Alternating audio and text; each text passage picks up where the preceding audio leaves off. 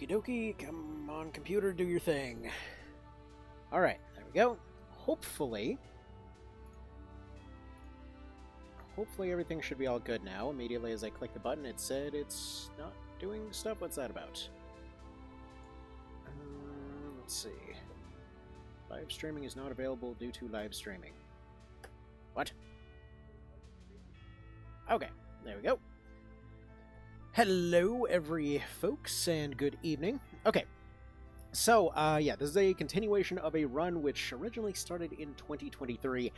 Yeah, it's not a very quick one. But first of all, before we get into all of that, do we have any... First of all, let me double-check audio here, make sure that we're all doing good on that front. Seeing as it was a little bit funky earlier, and yeah, apologies for being a little bit behind on starting this thing. It was supposed to start about 15-ish minutes ago. There kind of had to be a giant s'more created, so hopefully that turned out well. Anyway, so okay, for those that were not around for this thing earlier, and to answer one of the questions from Ruin Red here before we even start this thing, what exactly is the Union Level 0 run? So essentially, Union Level is a mechanic that they added in Tor here, wherein essentially it's kind of like a level cap for the entire party. Now, this was essentially put in place because in previous versions, the sort of obvious answer was right there in your face from the very beginning, namely, you walk to whatever random bullshit you want to run into and kill it repeatedly until you're basically a god.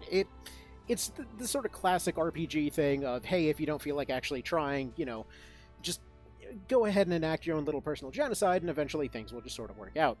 Now, that was a little bit annoying, especially for a game that is largely lauded for its story and things, so it would be good to be able to take that thing seriously, and so they introduced the Union level. Now, it isn't the first level cap that they introduced in the series by any means. Technically, we had equipment that was level gated back in the PSP version, which somehow it ended up just kind of going backwards and doing absolutely nothing to curb all the absurd overpoweredness you could actually get in that one. But no, what they did with the level cap in this one was that every chapter or so, well, about every few fights or so, it goes up a little bit. Level was never really the main thing that made you overpowered in these games by any means, and in this case it's really no exception. You can still break fights in half with using things like elements, debuffs, all that sort of thing. But essentially what it does is that it forces everyone to fight on roughly an equal statistical playing field, which is a lot more interesting. Alright, so with that being said, let's go ahead and do a quick little test thing. Here's make sure it's actually showing up. Okay, it is showing up. And then we'll go ahead and get going on this thing. So yeah, essentially what happened with this mod is that a modder by the name of Alistair ended up going and putting this together for me a little while ago, essentially trying to recreate the level 1 run from back in said PSP version. And as a little bit of a reminder for those that weren't here for all that sort of thing, that one also took about 2 years to actually complete. In that particular instance, it effectively involved more or less stat grinding everybody to the actual kind of soft stat cap for each individual unit, and then from there giving everybody crossbows, because they kind of didn't scale stuff properly when it came to damaging and accuracy finishers, and so accuracy finishers ended up ironically being the more damaging one of the two, because they had to have a minimum damage value, which meant that the burst fire thing on the crossbow, even on a level 1, functionally speaking, one-shot anything. Which, yeah, so ultimately that run concluded with showing that you could basically one-shot the final boss with a guy at level 1. Anyway, with that being said, let's go ahead and continue on here, kind of explain our situation, where we're at the last time that we got here. Yeah, this guy's name stayed the same. Just to be clear, the name is the same from the Throwing Rock run, because they did do one kind of odd thing that I'm still waiting on a mod to actually fix, which is... Oh, hello there, Greg. What do you mean by beep? Is it beeping? Is there some sort of technical issue? Do let me know, please, if there's any audio fudgery to deal with. So yeah, they did add one weird thing in Reborn, which is that you can rename Denim at any time, but you can only do so every, like, 50 to 100 battles or something like that, which is all well and good for once per playthrough, but it also means that if you're juggling between several different challenge runs, you're going to have the same name between all of them, which, yeah, that's certainly an event. So it is what it is. Anywho, at least they uncapped the level cap on the equipment in this one, so that's nice. No, it's you saying hi? Well, beep to you too, sir. Beep to you too.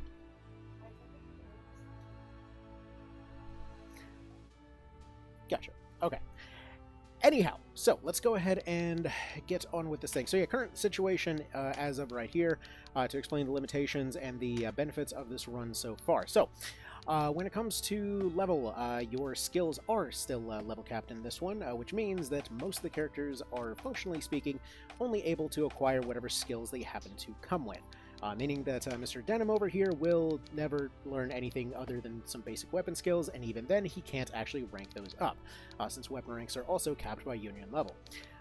You may notice we do have one guy that is a little bit of a champion over here, that's Mr. Zapan. Now, the reason that this, let's see, navigating your playlist is rough. I know, I need to get on to organizing that. That's 100% on me, dude. I apologize. Just life's always chaotic. I'm always trying to do different projects as far as this is concerned, and it's literally just like, oh, okay. Apparently, girlfriend's offering to organize it. Thank you, hun. Okay, so okay, good. Apparently, we're getting stuff organized. Anyway, so yeah, those playlists are just kind of the best that I could do. The channel's up to like 3,000 videos over the years, so it's not a small list. All right. Anyway, so let's get back to kind of discussing what was going on here. So when it comes to what's available to characters, obviously most of them are only going to be at 1. This is also running the hard mode version of the mod, which means you can't do the obvious thing of, well, like for example, I could take, if this was a regular playthrough, I could take Zapan, switch him over to the Rune Fencer, go have him recruit a full party of level 15s as soon as we got a level 15, completely bypassing the main challenge of this run. So all that the hard mode does is that it essentially disables that from happening. So recruit skills are only available, I believe, on Denim and only to the Lord, which can't really get a level anyway, so I'm not entirely sure if that would even pop up. But either way, that's kind of what we're dealing with right now. So functionally speaking, we have one underleveled guy, and everybody else is just kind of running interference and using items and whatever else, hoping to find some way to get ahead.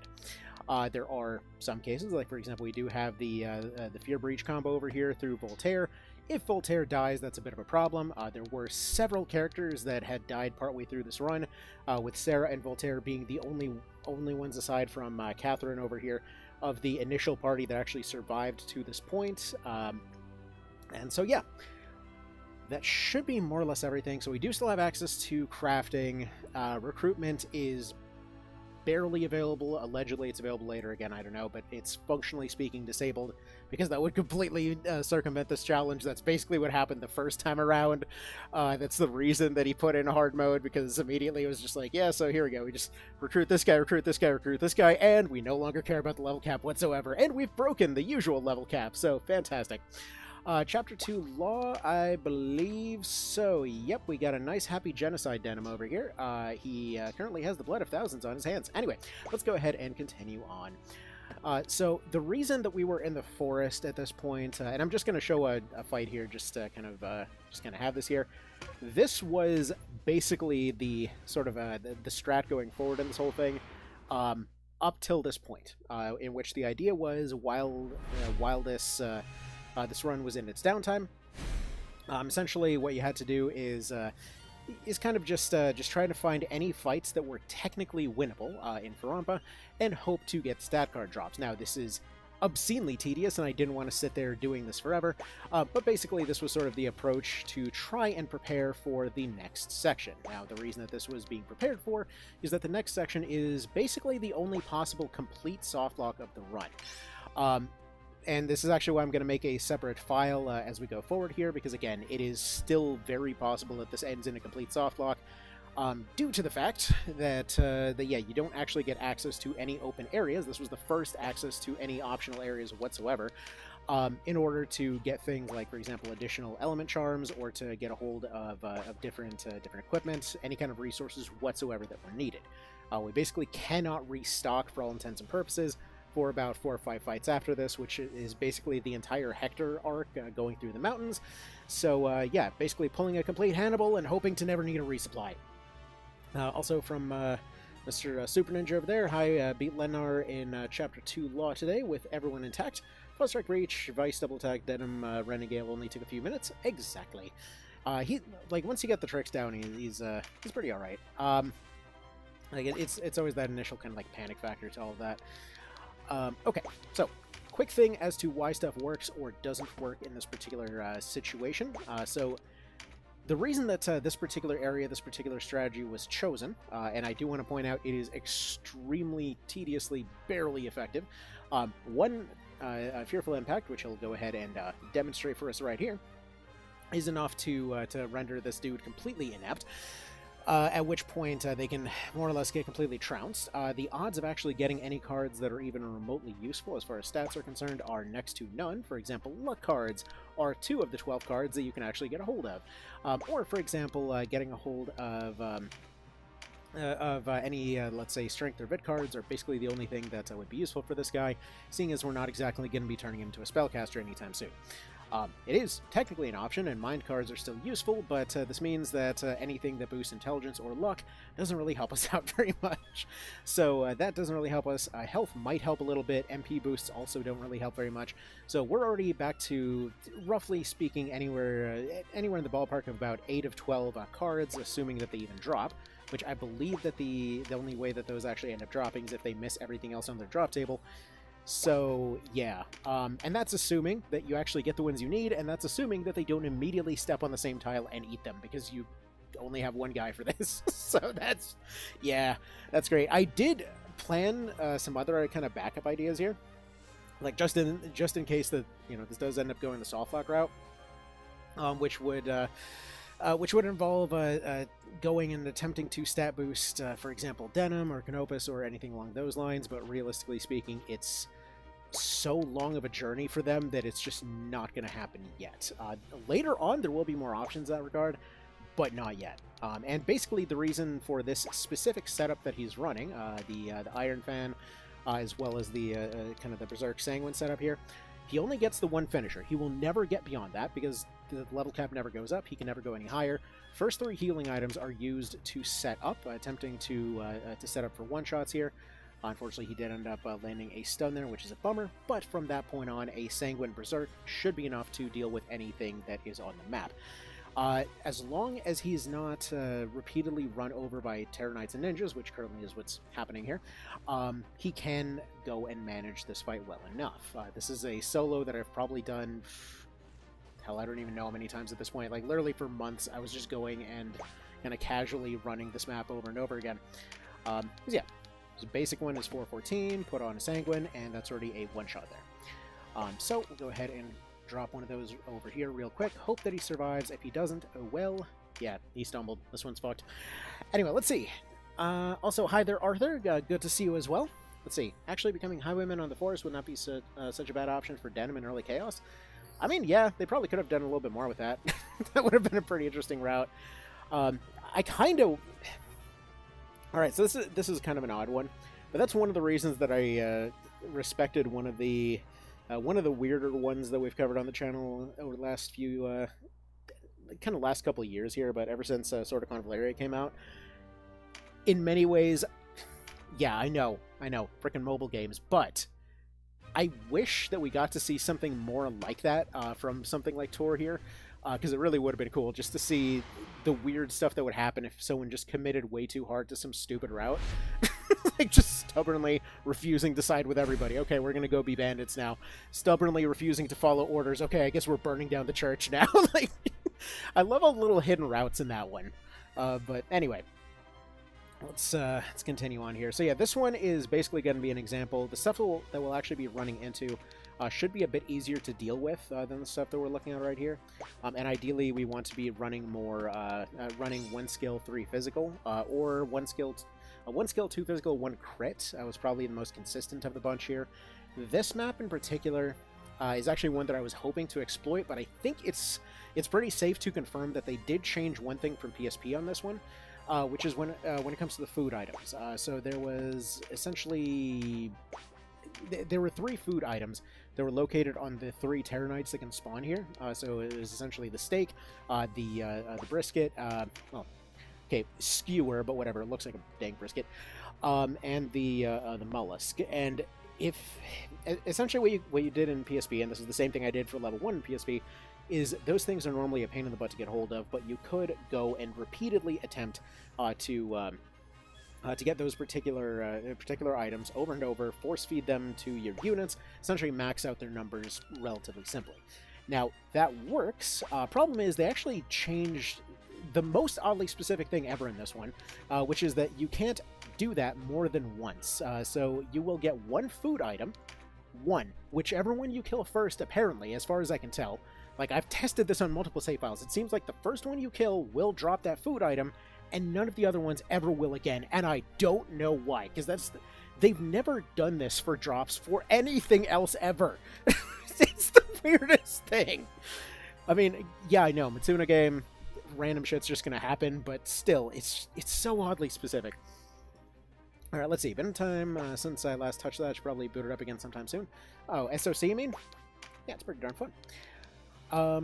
Yeah, for anyone, by the way, who doesn't know what we're talking about there, so Sword of Convalaria is like, apparently there was a schism between the people who were making Triangle Strategy back in the day, and you had, I guess, one team that was still in Nintendo's good graces, and they went and, you know, made that thing, and then there was another group that I guess got funded by some gacha company in China or whatever, and unfortunately they had the way better game hidden behind gacha bullshit, which is annoying.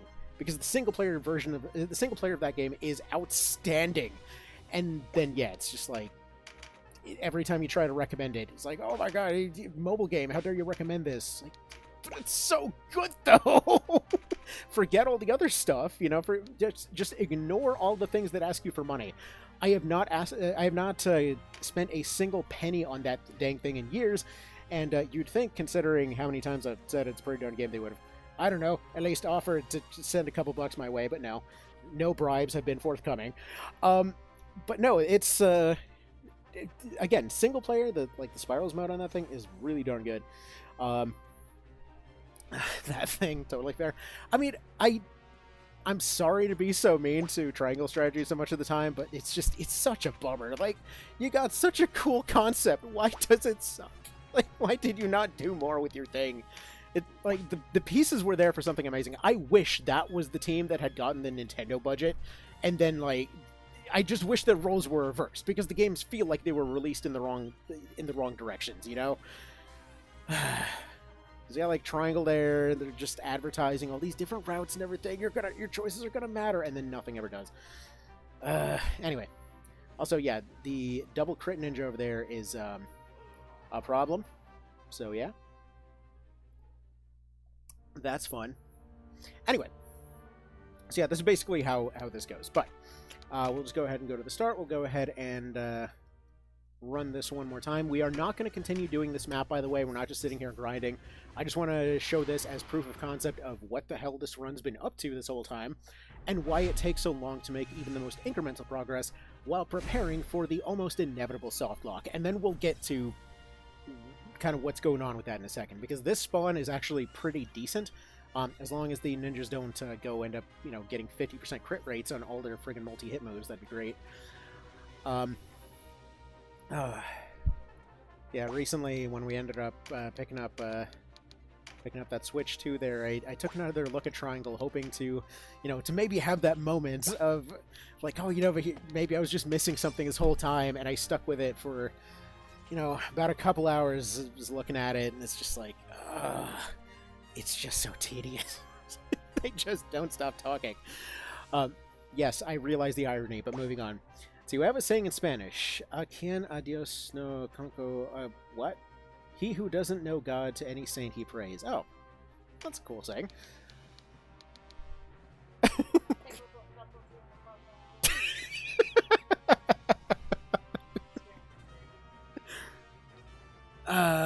Okay. Sorry, girlfriend wanted to throw in a thing here. What was it saying? Gatos in my pantalones or something? What was it? Just say it loud. No, it'll be all noisy and whatever. Just... Tengo dos gatos en mi pantalones. apparently geometry teacher liked to make jokes about having cats in their pants. Anyway, well, he definitely did a good job years later. Yeah, I had the. Now that I think about it, God, I had this math teacher that was at my school growing up. Like, the guy insisted that everyone needed to put a little line through their 7. I still do that to this day, and I have no idea why. There's no point to put that line through your 7. But he was very insistent. It's a yeah, exactly. Like, I've been told at a bank that's not a real number before, and yeah, weirdly specific. Anyway, sorry, back to it. There's a potato in the background? Yes. Yes, she is.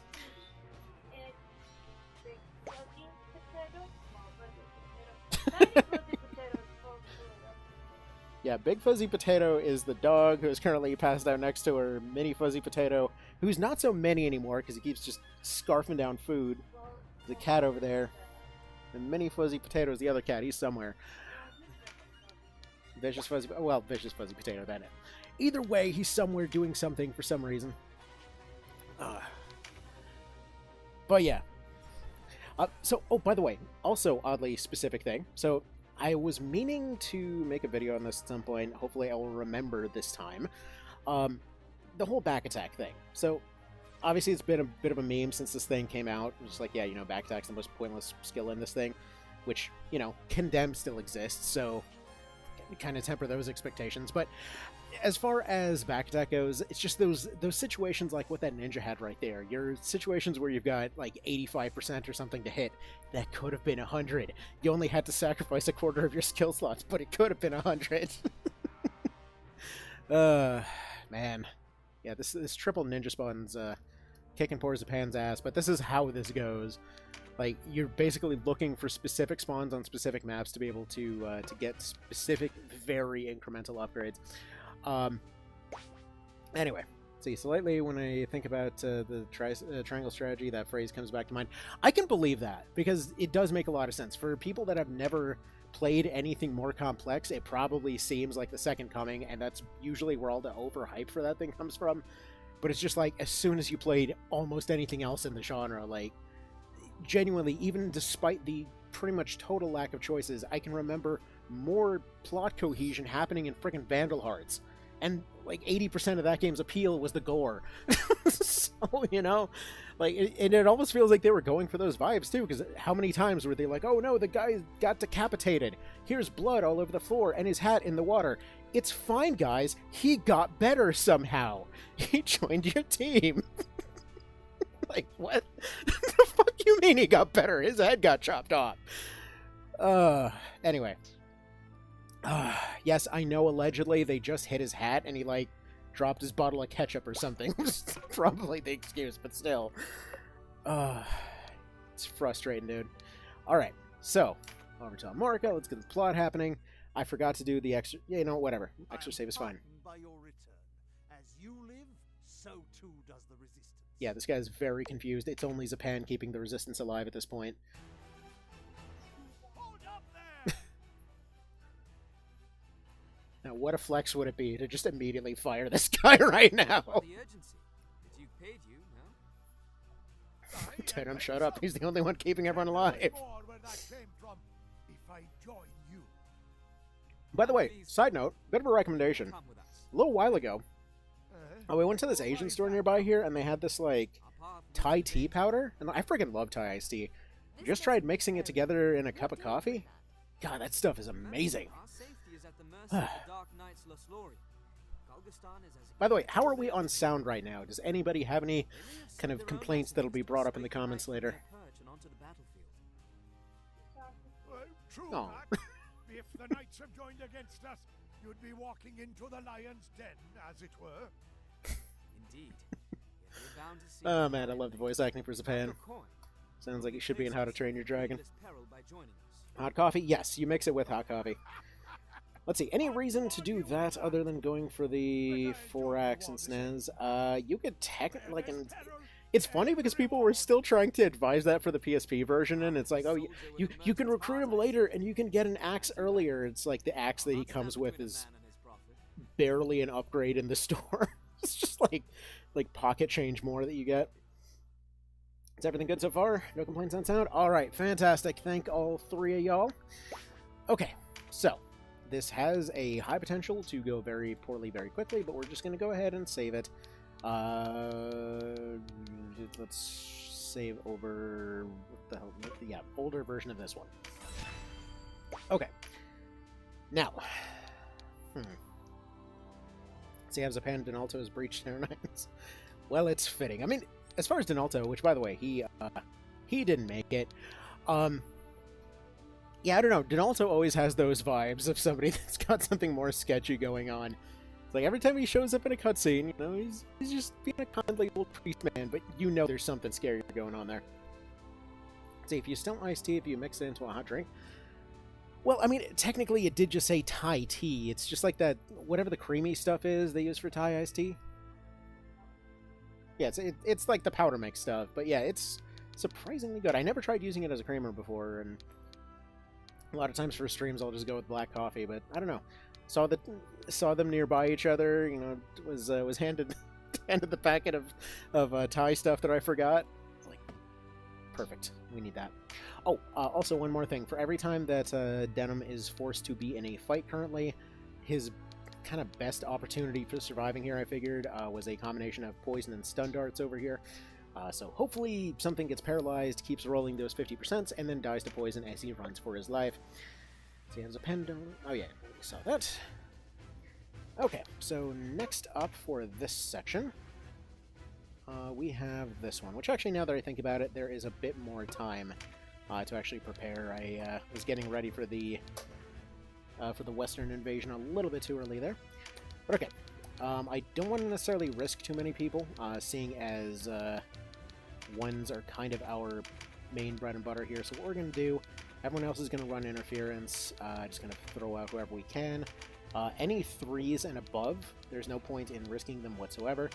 So we'll just go ahead and throw in a bunch of 1s, again, as a distraction. Zapan is going for the one-shot. That's basically our plan here. Health-wise, he'll be fine. Did I grab any MP items? I don't... Yeah, we do have some MP items. So thinking, let's see. All AI stuff needs to get turned off. Now, if only that option existed for the world. Alright, 96, 96. These are probably all going to be 96s. So yeah, I think I'll just go ahead and throw a couple of leaves around here.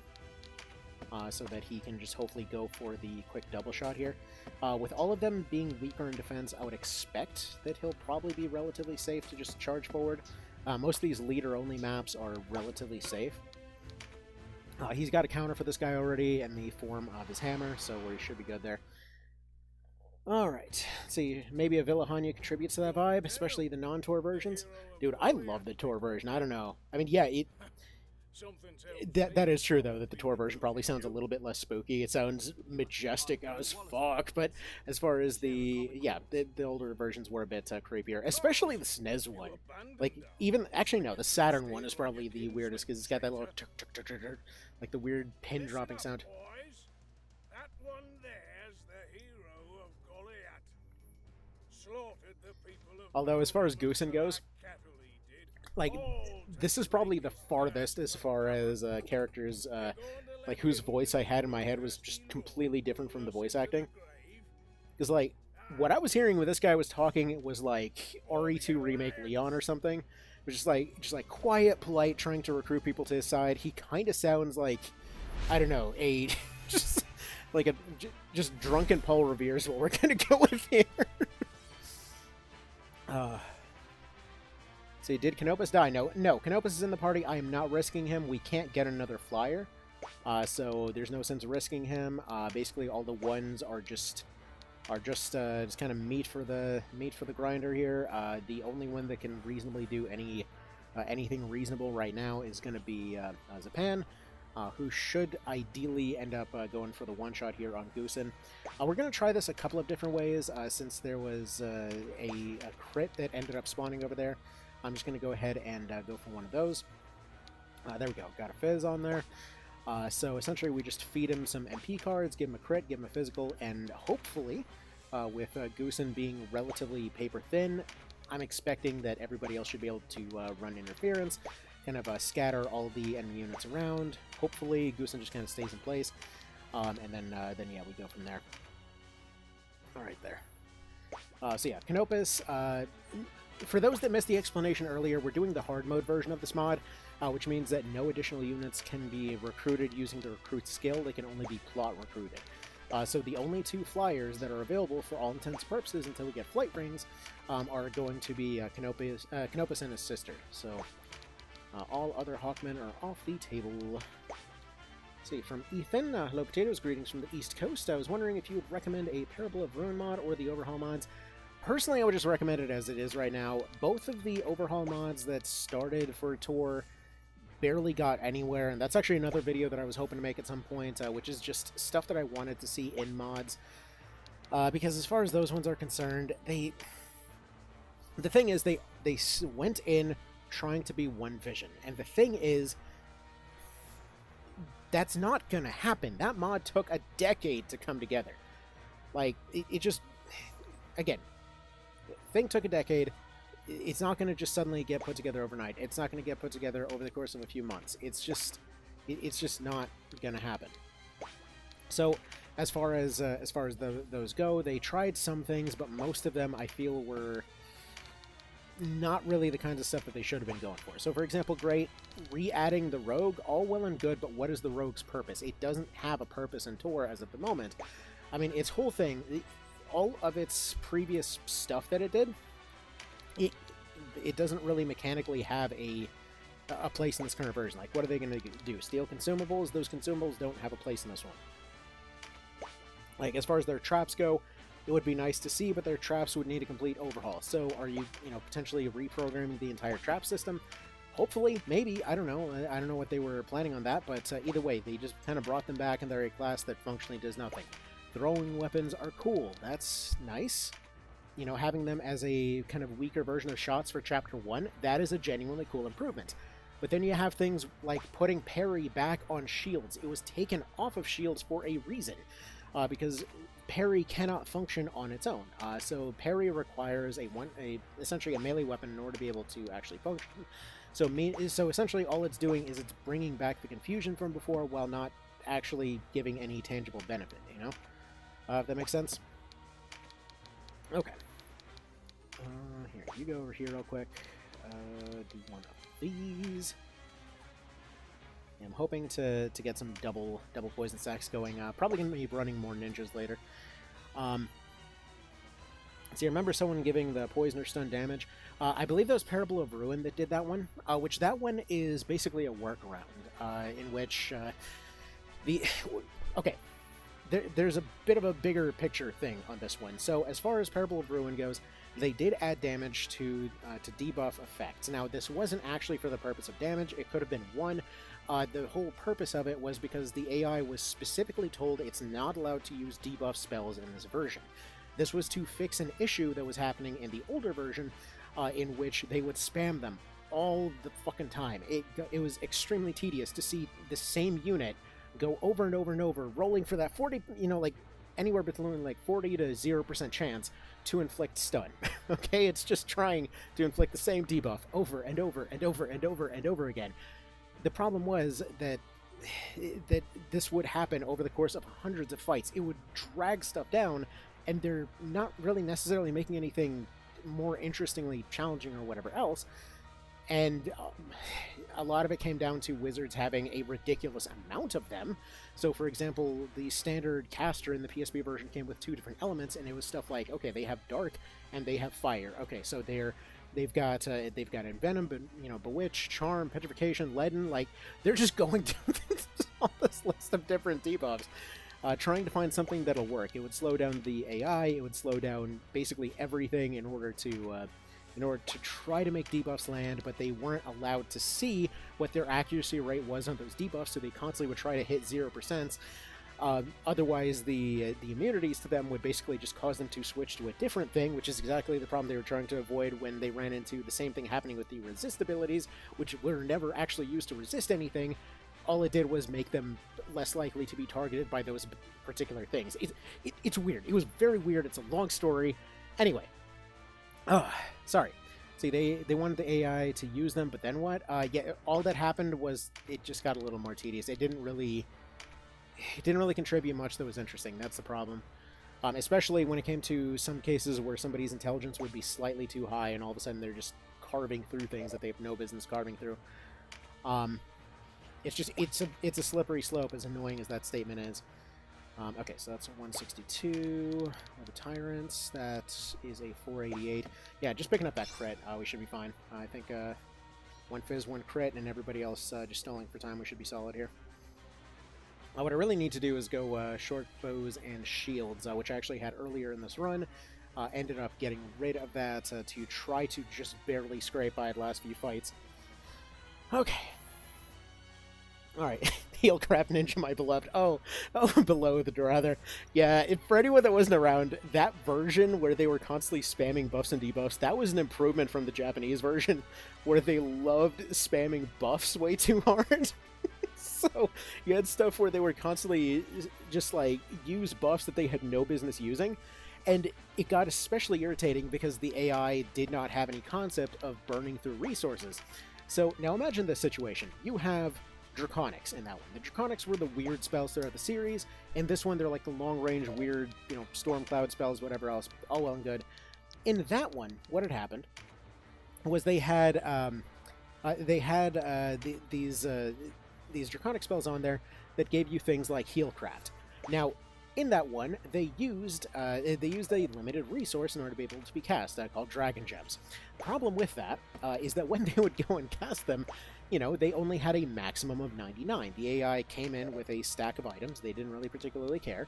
But yeah, they would end up going and essentially using what was effectively like, what was it, like $500, whatever else per cast, to go and add a healing buff that somebody would not be able to even use. Like, the only use for a healing buff was to essentially max out the potential scaling of your healing, which was only like 15%, so it would make a cleric or a swordmaster or something like that very slightly better at healing. But, like, that was it. Didn't do anything else. And they would sit there buffing an entire team of ninjas on top of a castle. Even if they could somehow use it, they would never get there on time before the buff even ran out, so they would just spam this stuff non-stop. Oh man, it was hilarious. But yeah, so that's why a lot of that stuff changed. I'm assuming they just didn't want to deal with that whole nightmare again. Anyway, so let's get back to it here. Let's see, was surprised to see Shields block in Tor recently. Yeah, all you got to do is just put on dodge. Like, and that's actually one of the things I was hoping to cover in that video on that stuff, because yeah, it's not like the concept of moving stuff around is the problem. The problem is they're trying to do one vision, completely ignoring the context of why it did the things that it did. Like, it does parry shields and things like that because you've got full parry sets going on in that one. No one's canceling out equipment in order to save on weight, because if they, for example, don't put on their helmet, they are just gonna die. Everyone's running full equipment set. Everyone's always going to have a weapon. It is by default a more dangerous world state for everybody in it, and there's just a general understanding in One Vision that yeah, you're gonna always want a weapon on you. So when, for example, they have things like, let's say where Parable of Ruin adds parry to a shield, it mechanically doesn't have a purpose for doing that. It cannot actually function without a one-handed weapon. If the goal was to try to bring back two-handed parry weapons, that's still not going to happen because it's on a shield and, would be two-handed kind of thing. Then they tried adding it to shields. I forget which one of the mods it was that tried adding it to helmets. Which again can work, but again at that point we're just still copying One Vision there. It's just I don't know. I don't like the way that it's just trying to directly copy that stuff as it is. I'm hoping at some point it'll get more of its kind of own identity going there. They did have some new class stuff that they tried, so hopefully that continues on at some point. There we go. Well, that could have gone better. Yes, Goosen. Yes, it could have gone better. Anyway, so that's how you one-shot a boss at level 0. Anyway, yeah, thankfully that will hopefully carry for the time being. We'll sort of adapt as needed. But okay. Yeah, there's that Balder sword over there just being tempting. But yeah, nobody can get experience because we're at level 0. Alright. Actually, speaking of rare parries, I keep forgetting to check whether or not this still exists. I think it does, because I feel like I've seen it before, but I'm not sure. The overpower parry. So, weird, oddly specific mechanic from PSP. One that technically should still be there, because there's no reason for it to be removed. But there's a mechanic where your block is actually slightly different if you have a overpower effect added to a parry, where it shoots past it. So basically it's only activating, more than likely in this case, through Eagle Eye. So, you know, that's all well and nifty. Okay. Now, let's see here. Let's go save this sucker again. Go to Fiduk. Let's see. So I like it as a middle version of OV PSP systems and SNES, specifically as a first TO experience. Probably play vanilla until you crave more tinkering. Yeah, that's the thing. Reborn is such a complete package as it is. Its systems are so unique and different from the other versions that it's really worth experiencing on its own as it is. Because the other ones, again, are just trying to experience one vision, but if you're at that level already, go experience that. It's so friggin' refined that trying to copy it to a different version is just, it's not going to help. More on that in just a second, by the way. Let's see. Make super parry, put a sticker +1, making it like FFT main gauche. That's, I mean, you already kind of sort of have that with some of the weapons. Like main gauche was, I forget what the evade was, but the odds were pretty high for evasion on that one, and you could just go parry 3 on some things. Like, I do want to, again, go through a completed save file at some point and just go over changes that I would like to see. Like, using, for example, for shields, instead of going and adding a parry effect on there to try to copy a different mod, put a reusable dodge effect. It's the thing that activates your shield anyway. Just put it there. You have a reusable shield. Now you have now you get a kind of a item slot spared, so you don't have to carry a Jewel the Avatar with you. Instead, you have to activate off your shield. It's right there. Why are we not doing that? Or for example, if you wanted to again do the do the parry on a piece of equipment thing, helmet's a solid choice, but the problem is it's too good of a choice for just helmets. Not to mention it also then takes away the parry option for dagger builds and stuff like that. So instead, like you're saying right there, put parry on different types of equipment as well. Like parrying daggers are fantastic. I was thinking for the longest time that they really should have had at least like parry 3 or something like that on something like the what the hell was it? The K9. That thing is such garbage. Why is it so bad? You have to go through all this trouble to get this fancy knife, and it doesn't do anything. Anyway, let's see. So you've been watching content for a while. I don't believe I've ever caught a live stream. How does this happen every stream? Well, nice to see you there, Defo. Let's see. Evade was 40 or 50%, I think. Yeah, for that one, yes. But it also didn't do anything for concentration build, as I recall. That's kind of why I like how parry works in this one. Because it's a completely different thing from dodge chance. That is just like a secondary roll. Oh, there we go. You know what? There's never a reason to run this title. I kind of want to run this title. Yeah, what's up? Which chord? Blue one? Alright, one sec.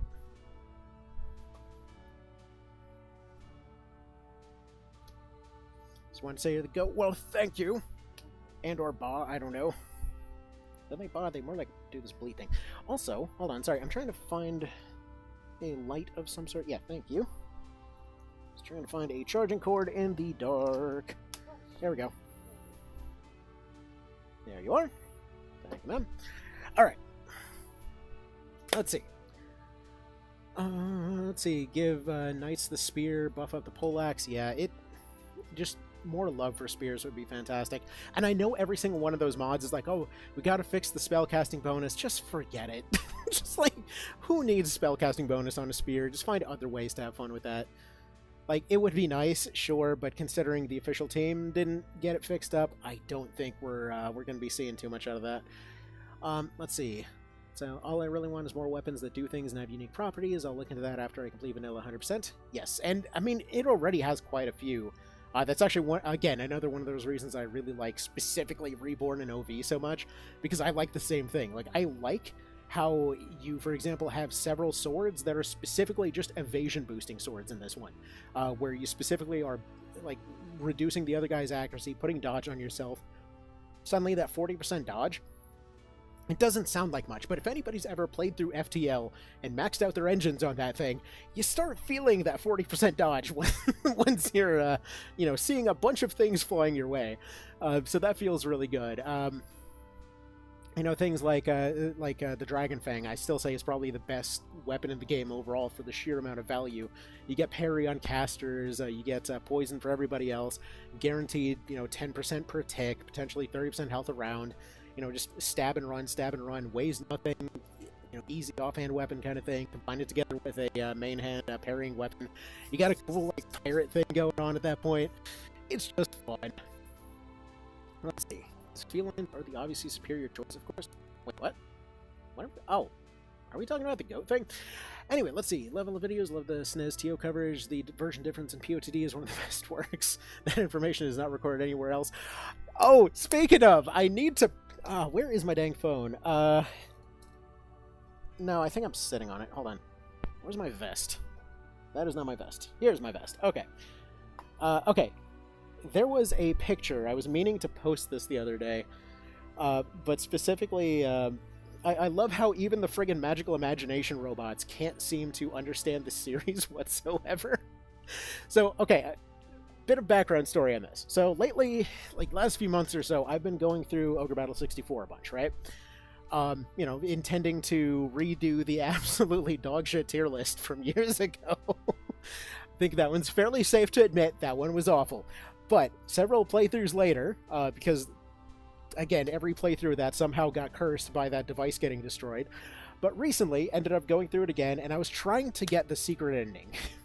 That one has a secret ending in which, if you for some reason decide to basically have a kind of like quote-unquote good guy playthrough, and then at the very end fire everyone from Zenobia because I guess you don't trust them anymore, and then tank your chaos frame to I guess 0 or something, you get an alternate ending where you kill off the cast of March of the Black Queen.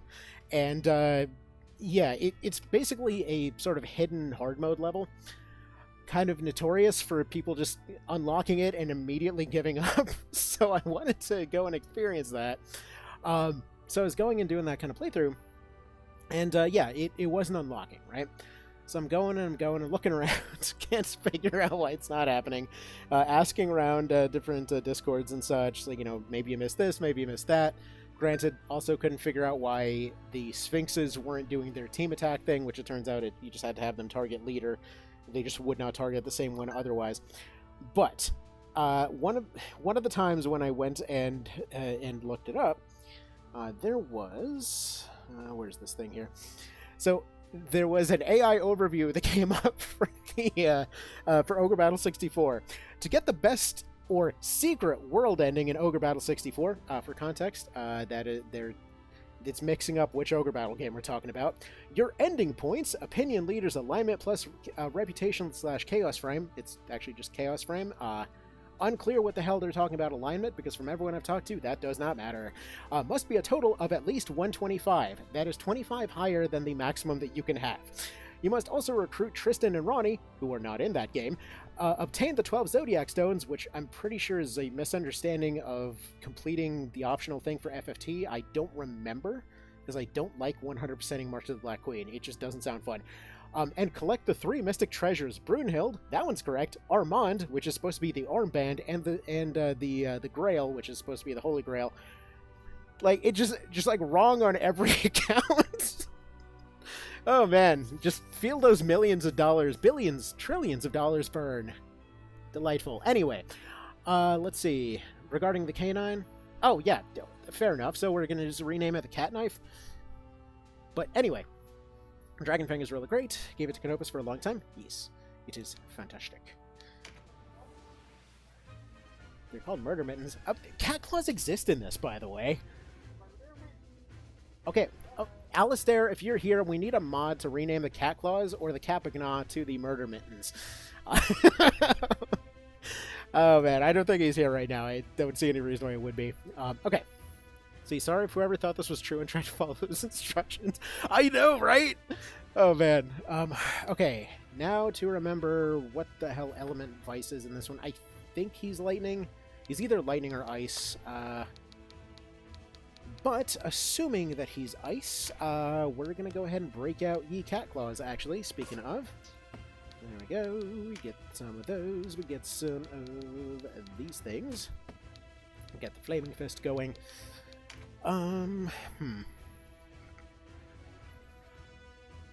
See, Dragon Fang and Counterbow and Warrior. Yeah, I love that. It's just so convenient. Okay, this might go horribly, but we'll go ahead and call this a test run.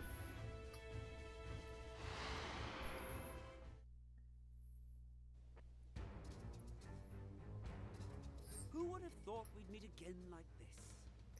Well, hi there, Vegeta. I mean, Vice. Let's see, did anyone ever add new classes to TO mods? Yes. I forget what exactly the new classes were. I think there was like a Death Knight class or something that Parable of Ruin added. Every mod out there and their mom likes to add in the Rogue and pretend just adding in the Rogue with no skills is something. It's kind of nothing. If you want new classes, seriously, One Vision. That is what you do. You play One Vision and you get like double the amount of classes on a game that already had way too many classes. He is fire. Great. Okay, that was not a solid choice then. Probably should have set up with whips before this, but we'll try to make it work. Okay. First order of business, we attempt to go for the poison. I don't think this will hit. Not.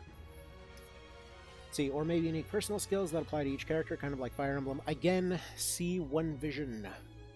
So, yeah, One Vision added a ton of stuff. So, like, as far as new classes go, you had tons of different personal variants for different things. So, for example, like Aracel up there, since, you know, her whole nickname and everything else is the Thunder Maiden, she's always boasting, like, oh, you know, I killed like 500 people with this bow, kind of thing. And, yeah, you don't personally see her do that. Granted, given some of her damage bonuses when she shows up, you kind of believe it. But as far as all that stuff is concerned, what you can end up doing is, the One Vision version of that, if, for example, you let her get revenge on her boyfriend, considering that, you know, Leonor has to die to get her class mark in that mod, you get what the hell was it? Was it the Freya? I don't know, but basically her Thunder Maiden class there. But what it does is it combines a Lightning Wizard and an Archer.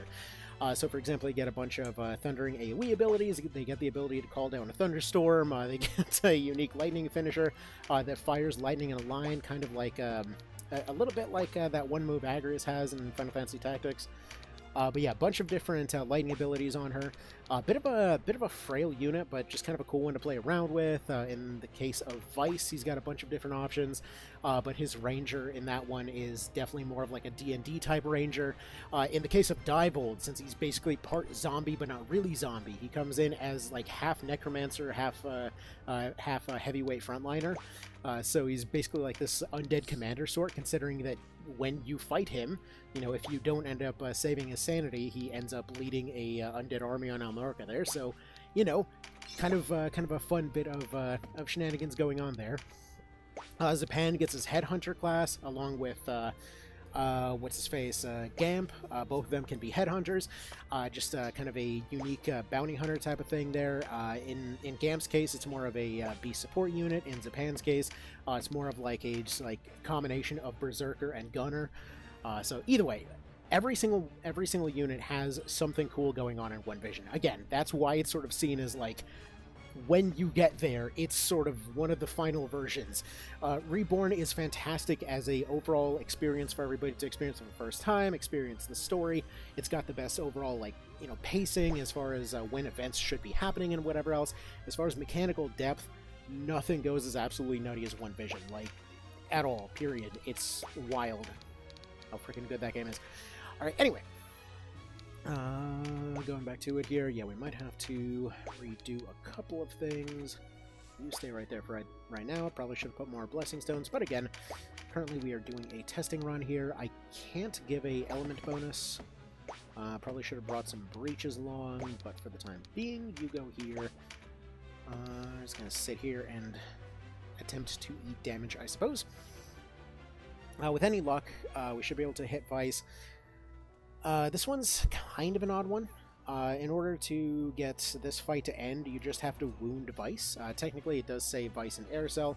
She will immediately leave if something happens to him, so we're not doing that. But ideally, we need to go get this one over here charmed so that she does not try to heal him mid-fight. But again, this is probably going to be a scuffed first attempt. Alright, see, my friend got me to play One Vision. Good friends are good to have. Alright.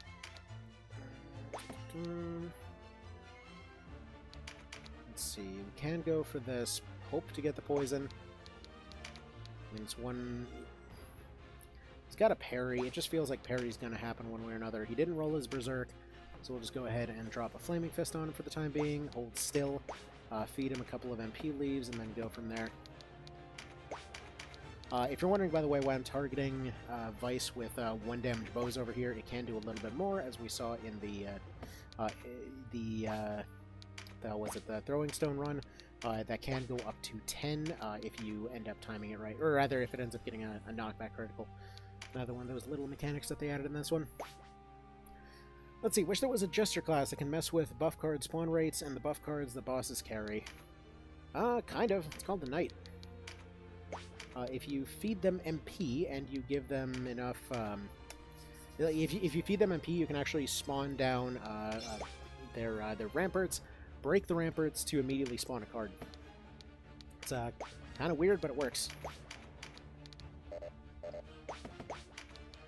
Right. Yeah, it would be kind of cool to have somebody to mess around with that stuff. I feel like it's one of those things where I think they kind of don't acknowledge the card mechanic on purpose, because the cards are more of a, like, people are just sort of feeling it that day sort of thing. It's kind of like what happened with March of the Black Queen. Like, yeah, did anybody mention that Destin was going around just, like, Yu-Gi-Oh-ing cards at people, calling down freaking thunderstorms, and, you know, then Thor showed up, and then Cupid showed up, and then there was an earthquake, and then you just, like, scythed off a bunch of people's heads with a friggin' Grim Reaper? No. They're just like, yeah, that dude just fought a war. I feel like all that stuff is meant to be metaphorical, you know? Like, they probably aren't going and listing that Magnus showed up with an army of friggin' salamanders and wolves. Let's see, tours on sale for $14.99, all Square games on sale, including FFT. Yes. Yes, they are all on sale, and it's looking pretty darn good. So hopefully we'll get a few more people these days. It is the most on sale that it's ever been. It still hurts me in my soul to see Triangle Strategy listed at a higher price than this is. It's just wrong, man. Anyway, I know why, because, you know, they never put those ones on sale, but still. Or rather, not as much on sale. It's like, it feels like a lot of the 2D HD stuff, they're still trying to do that whole, like, illusion of some sort of crazy high art quality or something. But anyway, whatever. Alright. Sorry, but the cards know him as much as the Spirit Birds and Monster Hunter. I mean, again, to each their own. Like, some people like it, some people don't. I really like the board game mechanics, so I'm not gonna say anything on that. But yeah, as far as everything else, like, yeah, I get why for some it's, you know, One Vision all day, every day. I mean, hell, I play OV dramatically more than Reborn most of the time, but this is, you know, this is the one that is more cozy in this kind of format. It's just every time I try to stream One Vision, nobody ever shows up, so it is what it is. Okay, yeah, this particular attempt is very scuffed. We're gonna be just gonna throw the last ones over here. Let's see. Picked up Against the Storm on your recommendation. Haven't fired it up yet. Well, get on that business. That stuff is awesome. Yeah, Against the Storm. There's actually another update for that recently. I think they added some new. I think they were saying like different decorations or things. Yeah, if anyone never tried that, if it is currently on sale, it's a very fun game. It's like, imagine if you were playing something like Age of Empires, but you know how you have those moments where you just kind of want to sit and city build? Like, you don't want to sit there trying to figure out enemy unit comps or anything else. You just want to build, you know? You want to do stuff, but you don't want to get quite as intense and micromanagey and, you know, spreadsheety as, let's say, something like your Annos or whatever else. So, you know, you want something in the middle, and so that's what Against the Storm is. It's just like this chill thing where you're building up your town, you're dealing with problems as they come along, kind of like a way more approachable Dwarf Fortress in a way. Like, it's just fun. You just put out tasks, you deal with the never-ending thunderstorms that keep coming up all the time. You just make it a little bit farther, then everything gets destroyed again. I don't know, it's very meditative. Okay, so we need different items here. What's up, hon?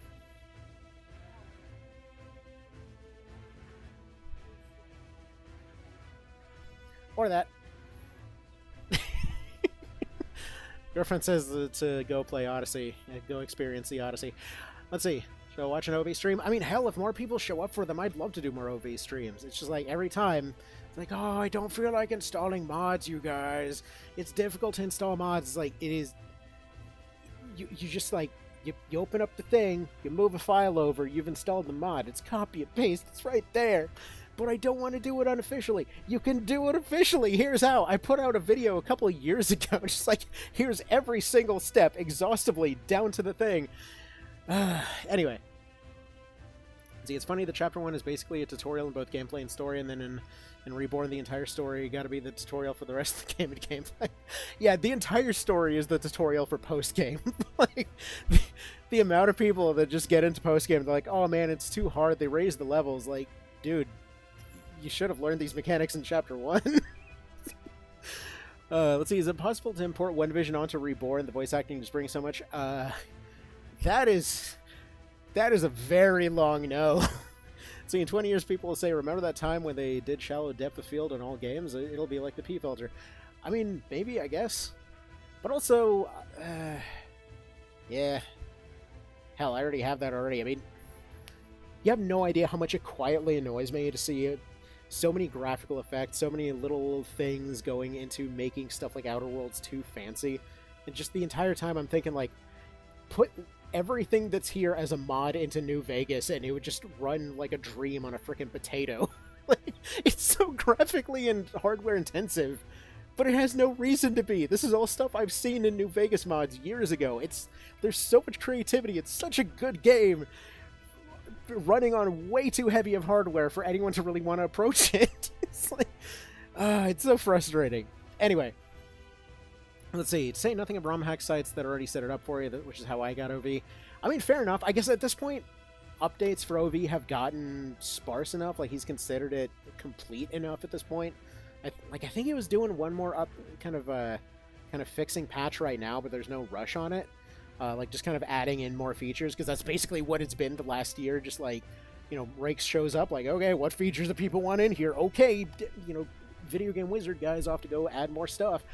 But yeah, so that's the thing. So it's actually two reasons that I haven't covered it more. One, because of the usual, like, oh, what's One Vision? Oh, you know, you should be covering the official thing. And two, the fact that PPS is PP, okay? There's the HD mod that you know, is sort of seen as the standard for that one. For some reason, it refuses to update to the newest version, which doesn't have that annoying pop-in for the HD mod. No matter what your settings are, it has this pop-in, this little delay, where the graphics go from PSP quality to like 1080p. So we're going from, like, you know, friggin', you know, 90s JPEG quality up to modern day.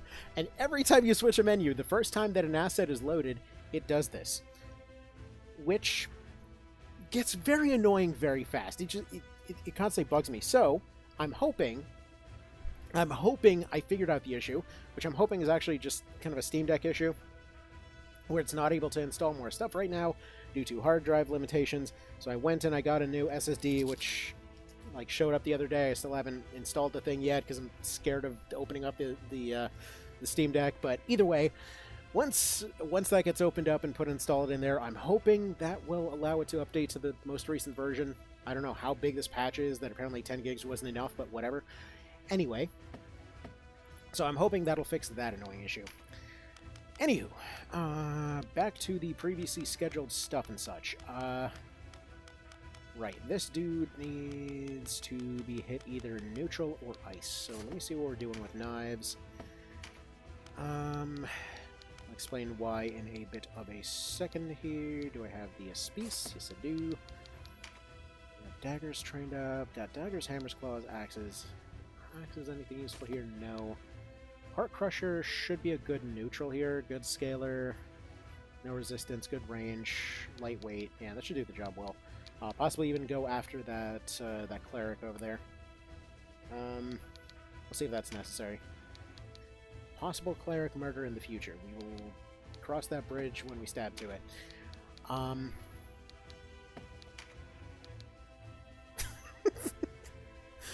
Alright. See, your voice the reason I dig it? Well, thank you for showing up and agreeing, I suppose. Okay, hold on. Let's see what else we're missing here. Need a breach. I don't want him breaching. Did I even bring any breach juice? I think I forgot to actually buy more before coming here. We got some dodges. Dodges are good. Probably should have brought more side steps. Shots. What? What did you just say? You said breach juice. Oh, yeah, it's breach juice. It's mead. You can throw mead at people, and it makes their defense much worse. Well, it's more like it multiplies everything flying towards their face by 50%. Yeah, it's based in Eastern Europe. You can throw liquor at people. It's just socially how you handle things, alright? Don't throw liquor at your mother. There we go. Have some breach juice. Alright. Let's see. We got that. We got this. Probably replace one of you with one of them shiny dodge rocks. I just like to imagine they're just pulling a little sparkler out of my out of their pocket, like, no, can't see me, you can't see me, I'm too shiny. Alright. So, there we go. That should hopefully do it. Let's see. I'm gonna think of it. Didn't I bring any unicorn hairs? Yeah, weirdly enough, yeah, there's an item that you never have a reason to use until this one. Friggin' unicorn tails. There we go. Get some accuracy going, I suppose. Let's see. See, dig the drag and drop thing for OB, so maybe using a basic function of file manager is too much of a hassle. What do I know? You'd assume that a lot of things would not come up as often as they come up, but I kid you not, that one thing that has been around for the longest time, where, and don't laugh in the background here, the sex taco. There's that one, the one friggin' file, the 5EX taco over there, the friggin' install file for PSP. There was never really a reason to use the install thing. Okay, for anyone that wasn't around back in the day, basically, when the game originally came out on PSP, some early PSP games had the option to install to your disc. Now, here's why this is a dogshit idea, because the high-capacity discs at that time were like 4 gigs, okay? The one that I had for the longest time was 1 gig. I had to upgrade my card in order to be able to even play the game when it first came out, right? Now, I had the digital version, so I didn't have to worry about the disc, but I did later get the disc and just kind of research this whole shenaniganry as it came up. So, anyways, so you got the disc, right? All well and good. Now, you have the option to install it. This thing is 1.5 gigs, so you either have the disc, you just pop in there, or you take one of the biggest games to come out for the system and take it and install it on your incredibly tiny disc that probably doesn't even have space for it. Now, for a lot of people, they assumed that this was something that would improve their load times and then would not take it off said disk. It does not improve your load times at all. It doesn't do anything to improve it whatsoever. Even on the 1000 models that, sometimes get a performance boost from some very minor things, it had no effect. So effectively, you were giving up potentially half or more of your total hard drive space for no reason at all. Like, theoretically, you did it so that it wouldn't read the disk. Maybe it would help you with the battery life on the device. But in most cases, most folks that I've talked to always had the digital version. Anyway, it is what it is. So, see, really, I had like a 32 gig. Again, it depended on where you were. Personally, every time that I ever ran into it, I was running a 1 for the longest time, eventually got a 2, then was really happy to find a 4. I personally never saw a 32 back in the day, but it's very possible that other places had it. Again, just where I was, I never saw one of those. But yeah, like these days, of course, you can just go and upgrade it like crazy. You can just go get a adapter, go get the friggin' like, I think the most they can handle is 128 gig, because the system can't handle above that, with exception to if you install this one mod for it. But that basically kind of gets rid of the entire operating system for a new one that some guy was putting together a while ago. That's a whole other story, but anyway. Alright, that guy is not able to get the juice. But hopefully we'll be able to get past this part. And then hopefully able to proceed on from there. Alright, let's see. Is Avoid or Accuracy a dead stat in late game Reborn, still learning the mechanics? Depends. Yeah, I know. Reborn depends. Who could have seen that coming? So generally speaking, accuracy is pretty much always going to be relatively high. There are going to be late game things that end up having dramatically higher stats than you do. So there are cases when it's going to come up. Most of the time, you are going to start realizing that you really want to have guaranteed hits most of the time.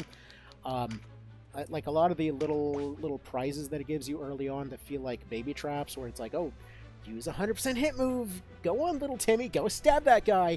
That stuff is there to train you to pay attention to that stuff later.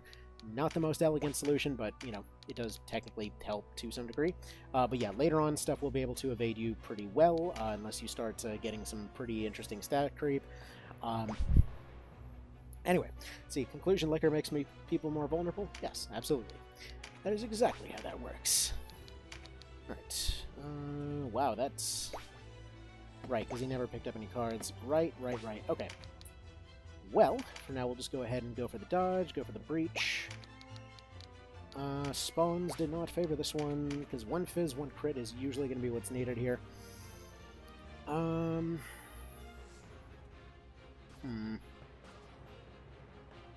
Okay.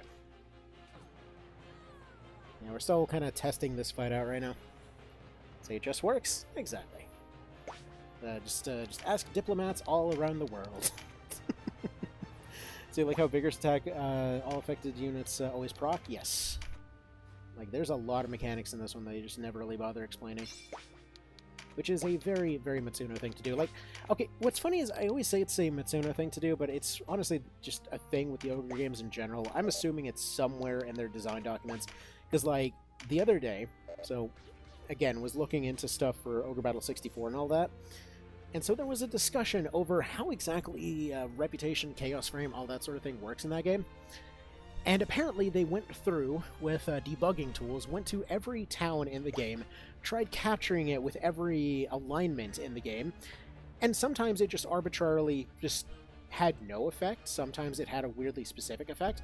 Sometimes it's like they would go and capturing a town would not reduce your reputation at all, but the standard was 2. Then sometimes it would be 3. Sometimes it would be 4. Sometimes it would gain. Sometimes it would lose. Sometimes entire areas just didn't really do anything, but maybe potentially had some effect later. Like, it's just funny. Like, just how do you have a series based on absolute confusion? Alright. If I can get some numbers going on her, there's a lucky knockback. And if we can maybe get some stuff going over in this direction... what I was hoping for there is if we could get a sort of like area poison kind of thing, maybe a couple of units would potentially bait that healer backwards. Because unfortunately... she is going to be a little bit of a problem here, and we might have to run to the store to grab a few things. Whatever, we'll deal with it. Alright. See, have you ever read the Casca of Adamantiado, or Adamantiado? It's about a dude who gets his friend drunk, lures him into a basement under the promise of more alcohol and buries him alive. Yes, I have. That dude goes from perfectly fine to insane pretty darn quickly. Gotta hear all those thumping noises. But yeah, we actually had to write about that in school, funnily enough. Alright. Actually, come to think of it, oddly specific thing, but I recall that they actually added a... I forget which one of the newer Fallout games it was, but either 4 or 76, they added a oddly specific reference to that one of some dude bricked into a wall. Anyway, let's see. You know what would make the effects like stagger, lower melee evasion, and misstep, lower ranged evasion more useful? Make it so afflicted targets would always be affected by additional effects. I mean, that would be really cool. That definitely would. I mean, now that I think about it, for all we know, that might already happen. Not saying it actually does. I'm just saying that as far as a lot of things, we kind of never know until somebody goes and tests it. Like, I had no idea that the ninja's self-destruct move was basically a play dead move, and that this was, you know, playing the thing for over a decade. I had no freaking idea whatsoever, and as far as I could tell, most others didn't either. And then when going and doing the ninja video, I still didn't really pick up on it until partway through recording it for the first time. Like, wait a second. Why is that differently colored in training? Like, he just self-destructed. I'm there trying to figure out why it isn't working. Like, what? Why is he allowed to nap in training? That's breaking the rules. And then, yeah, that's when it kind of clicked that, yeah, this was actually a weird one-off mechanic that they're doing here. Alright, we got the poison. Would be good to get the stun. I think this is already scuffed, but we'll see. Because realistically, all I need is like a crit card to suddenly spawn nearby, and let's get like a one breach crit over on this dude. It's probably not going to happen with a dagger build. Go pick up one of these real quick, pick up a heal real quick. We'll see if there's... Yeah, one of these with a crit might do it.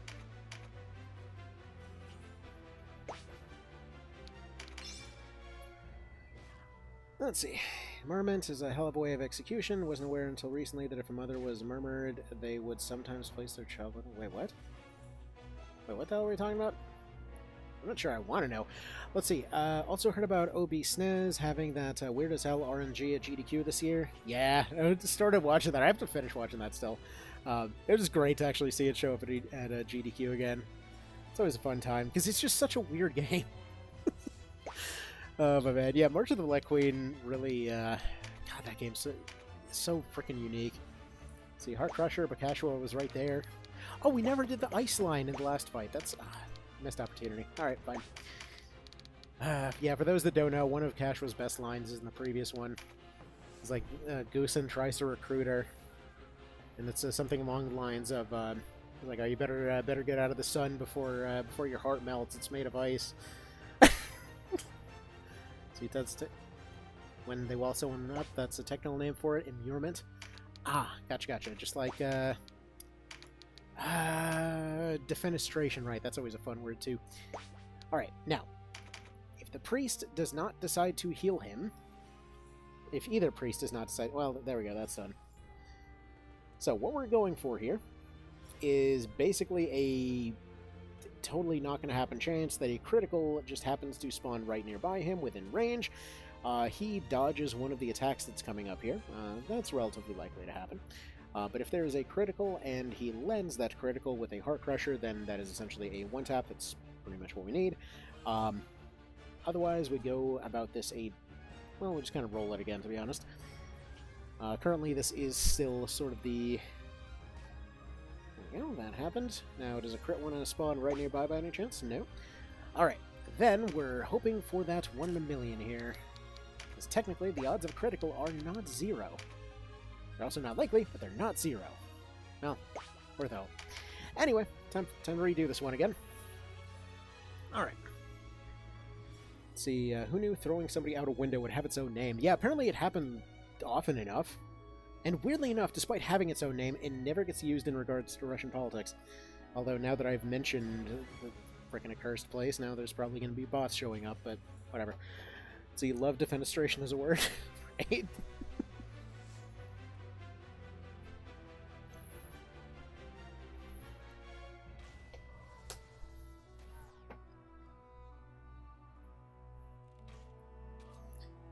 Alright. The odds of this somehow working are... Yeah, those are gone.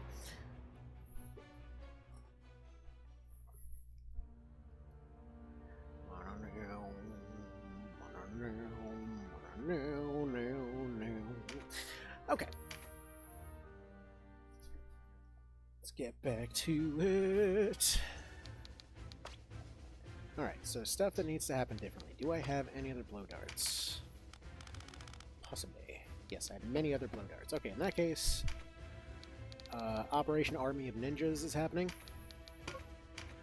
in which everybody's just going to turn on a bunch of blow darts, chug down unicorn hairs, and just, you know, hopefully this just sort of works out.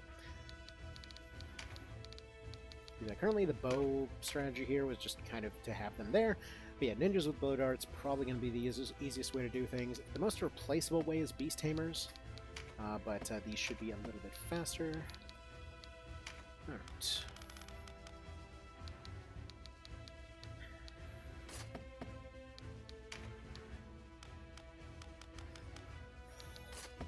Alright. You, one of you. Blue dot. This mod looks tough, not gonna lie. Yeah, he said it wasn't really meant to be completed, but you know what? Stubbornness happens. Okay, we'll get some frog darts. Like, if I recall correctly, he had specifically asked, like, why the hell would you even want this kind of mod? And it's mostly because I wanted to do the same thing as the level 1 run back in, you know, back in the PSP version. And yeah, this kind of stuff is amusing and whatnot. Alright, now other question. Do I have... Well, I have a bridle. Probably should have picked up more of those. Well, whatever. You get that one.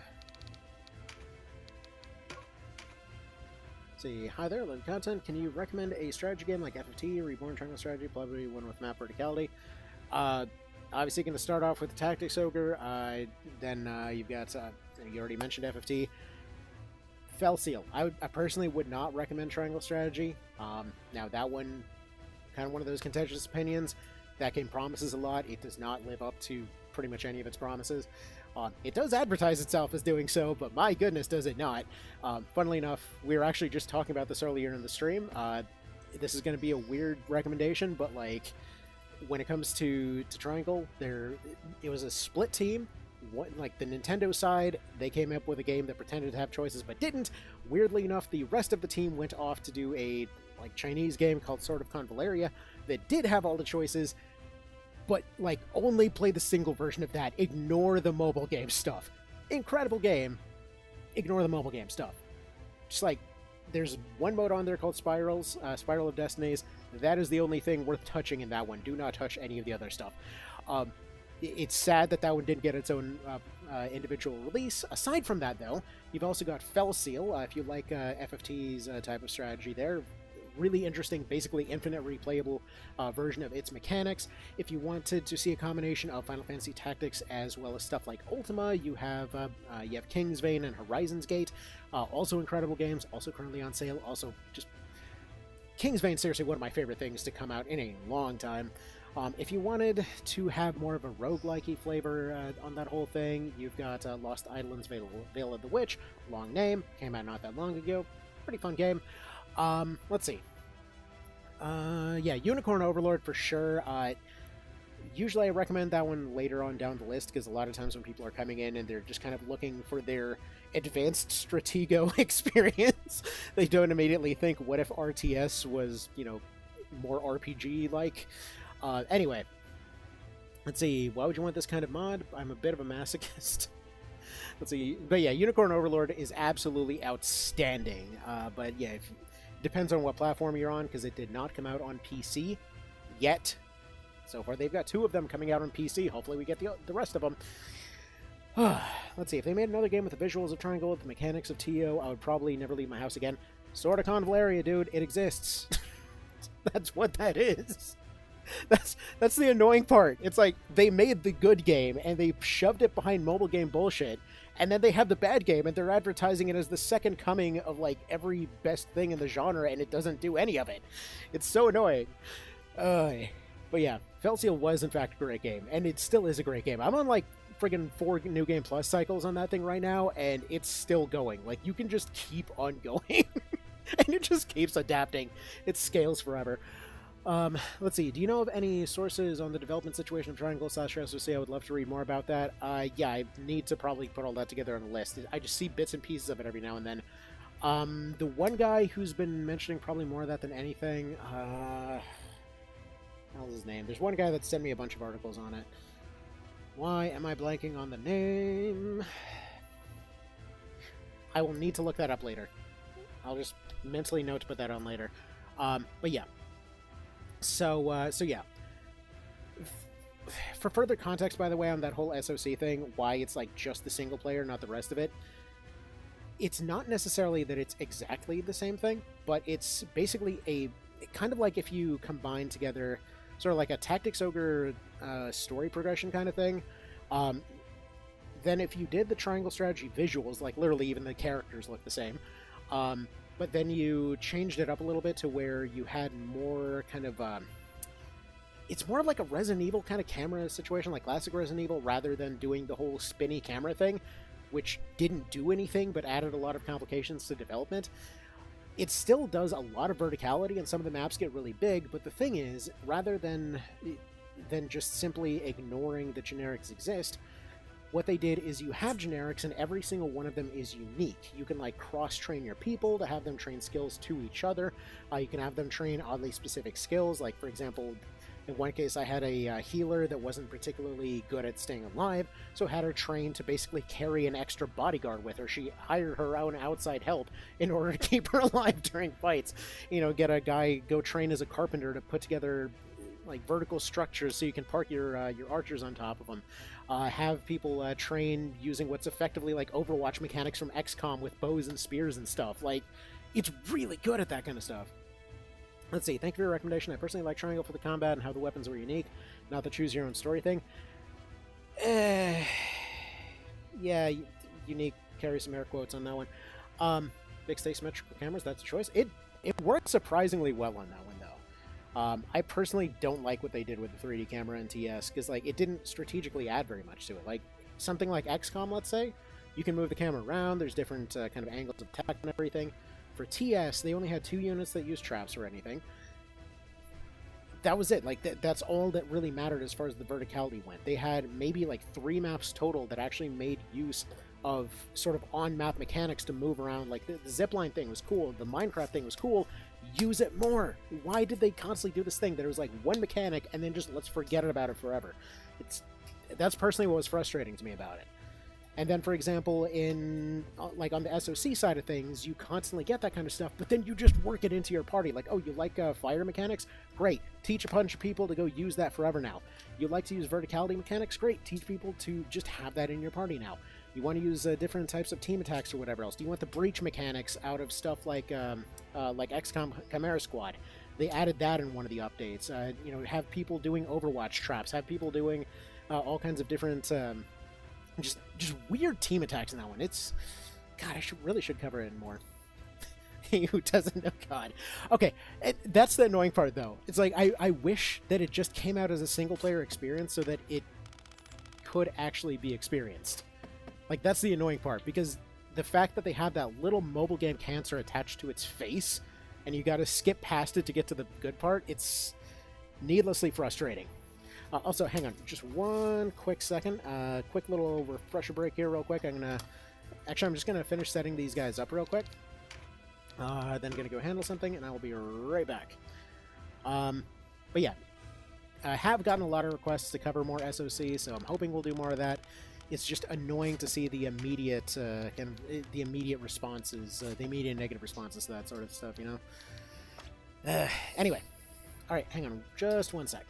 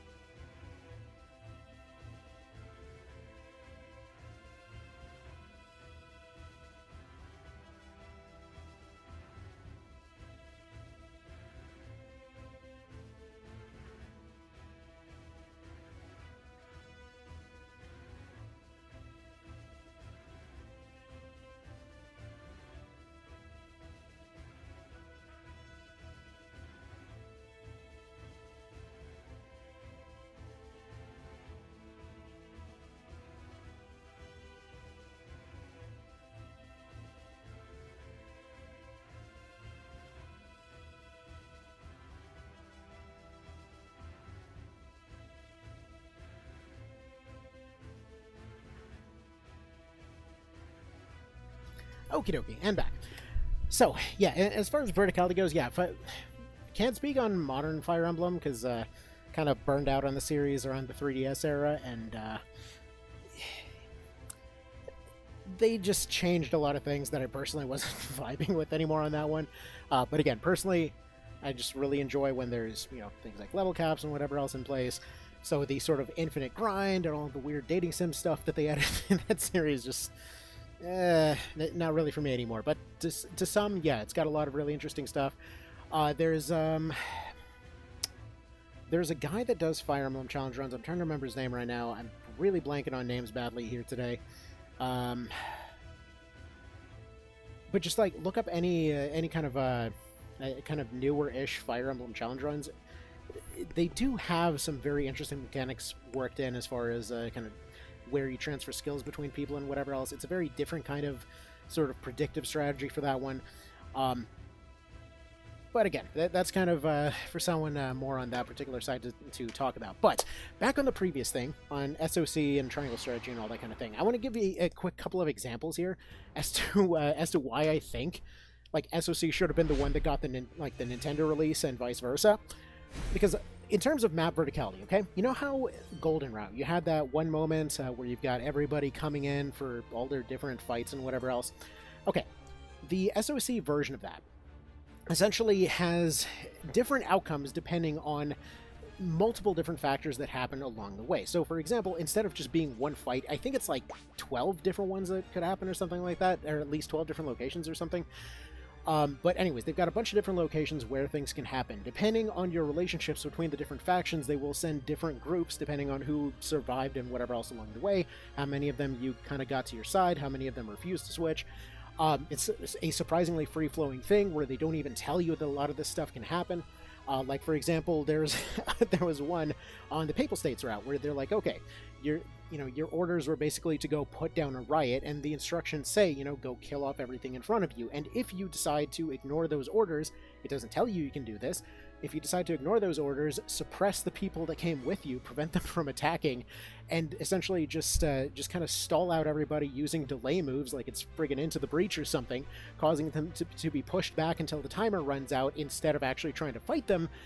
And as long as you haven't killed anything, you've trapped everybody away, you haven't fought anything, you've managed to suppress the fight, stop your own allies from engaging, and everything else, it adapts to this. It actually changes those things. Meanwhile, over in Triangle Strategy, they're like, oh, we're gonna, how dare you attack our leader? And, or rather, how dare you attack any of the pink faction people?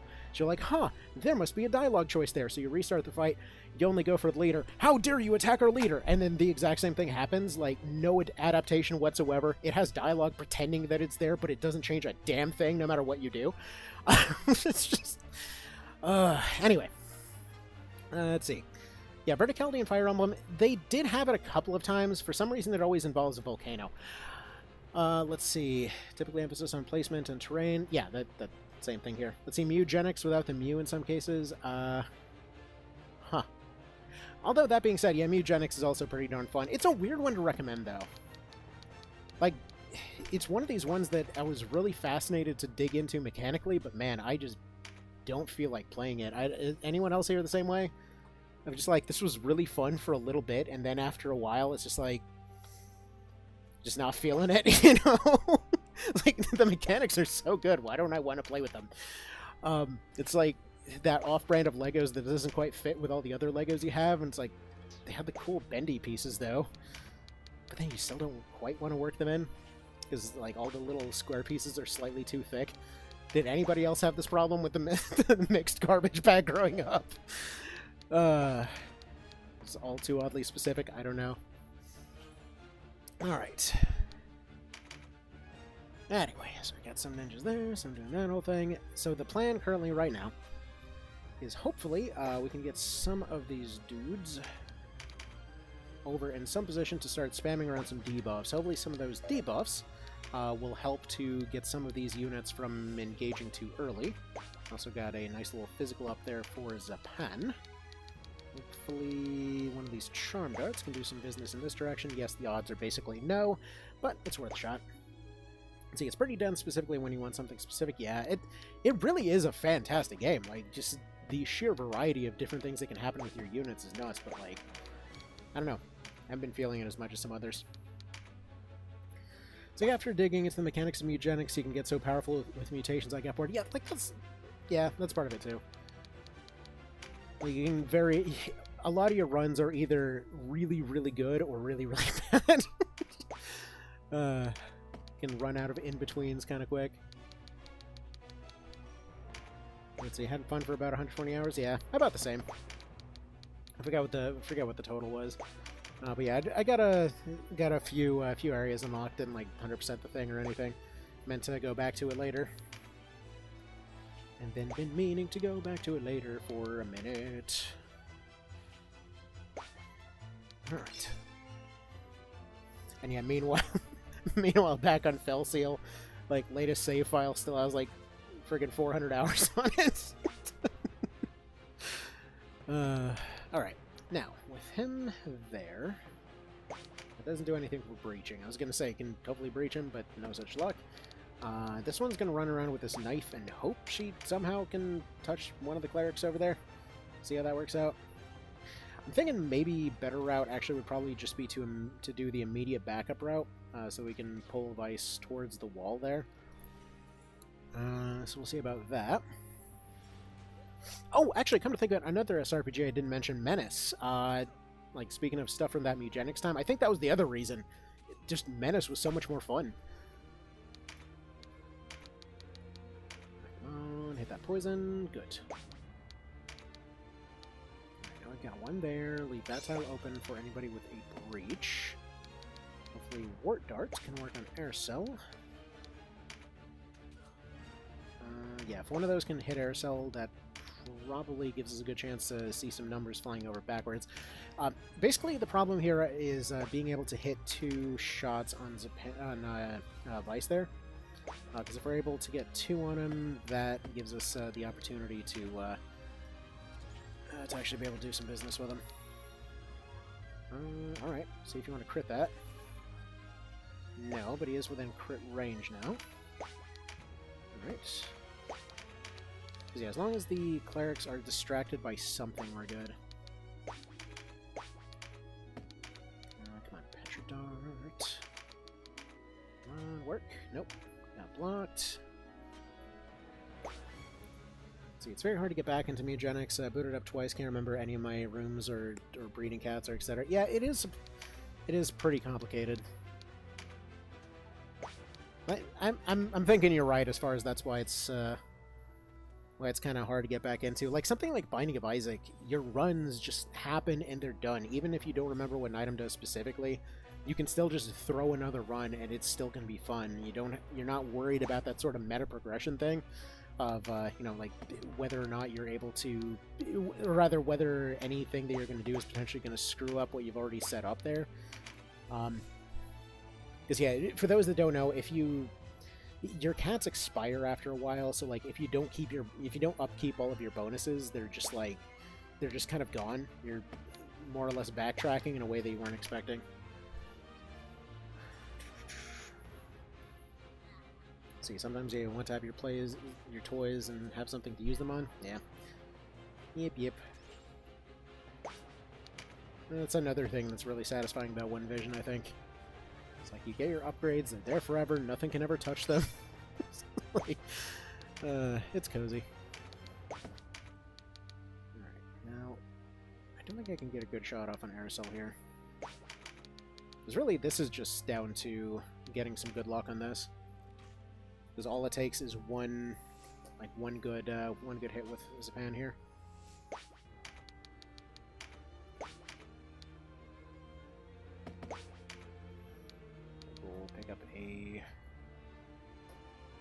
Pick up a critical. I was gonna say MP, but he's pretty much in a good position here. One breach off, which actually I don't think the breach is possible anymore. Except for you. You have one. Well, that'd be funny if that works out.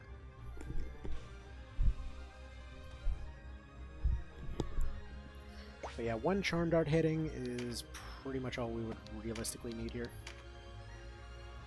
Because if one of those hits, Air Cell probably takes out one of the clerics back there. You know, one of these poison hits, that takes out Vice. One of those criticals, he's down to about 80. 2 poison ticks, and he's done. And then after that, you're just immediately into the next zone.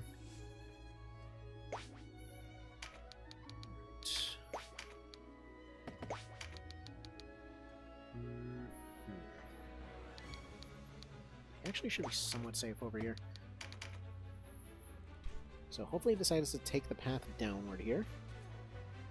See, love luck checks my games. Said they're gonna cheat. I mean, this is entirely self-inflicted, to be fair. Once Yunin joins the team, then that allows for having 2 people that are, you know, able to basically do better.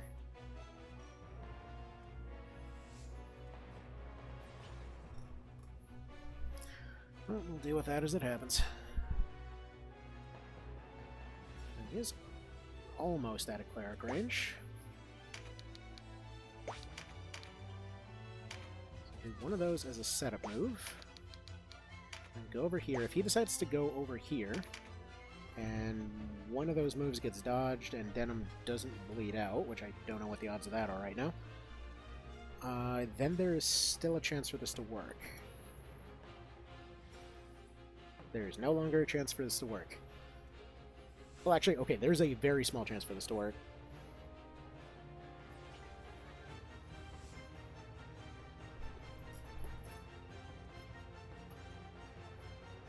Alright, so he didn't end up going. Come on, physical spawn right next to him. Nope.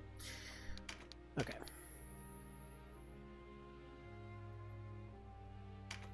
Come on, critical. Well, almost. We're toast. And then Zapan left. But yeah, no, that was close. This I have lost. Where did I go wrong? Well, foregoing experience entirely was probably a pretty good place to start thinking about where he went wrong. Yeah, that was about... So, crit was roughly about 60% odds to happen in that case, not checking for daily luck. I don't think that can go negative, so it was at least 60. And then it basically was down to like the last 50 or so. For this one, I think you do have to take Vice out completely. He does have to go completely down. He doesn't have to just be in critical. But either way, that was close enough to be doable. It is kind of funny how Cashwood just immediately gets blasted in the face every time now. Let's see, what are your thoughts on enemies and allies all moving on their phase at once, like Effie or something like TO? I mean, it works. It all depends on the context in general. Like, it worked really well in something like Knight of Lotus, where units were generally pretty bulky. It also works really well in something like Kingsbane or... Yeah, Kingsbane was kind of an odd story, because it's kind of a mix of both. It pretends to be a system like TO, but you've got certain things that are going to take certain amounts of time. You've got different sort of delays that are slotted in there. So like it pretends to be full active time bar, but it's all down to phases. I really like the system in that case. Like it again depends on the game, of course, but like XCOM uses it. Again, every Rad Codex game for the most part uses it. It's all just down to the game. As long as the units have some sort of defensive options, then yeah, it's going to work out great. If it's something like this, where, you know, potentially each individual action has a lot more behind it, then it may not work as well. But, like, there has to be some interaction there.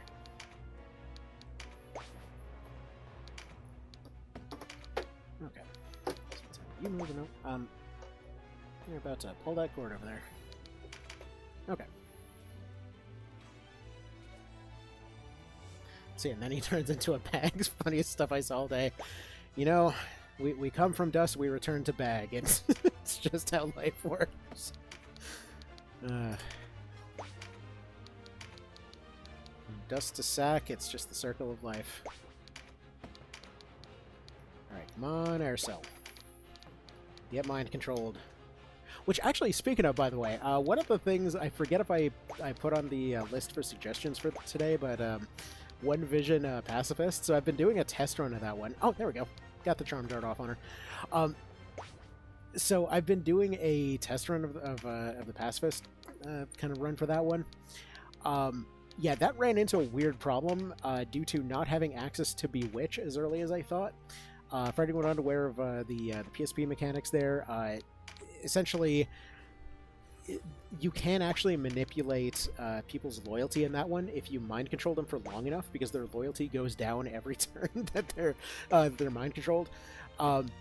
The result being this, it's kind of bizarre thing where you're more or less like just melting people's brains until they accept your propaganda. So you're more or less inventing Twitter in that particular route of the pacifist run, but you're able to be a lot more precise about it. So I believe end of chapter 1, total casualties was down to like 7, rather than the 15 or so for Tor so far. So that was kind of interesting. But yeah, so potentially way more lives saved in that particular one, because yeah, you can pretty much completely avoid all fights that are not absolutely, or all kills that are not absolutely mandatory. Anyway.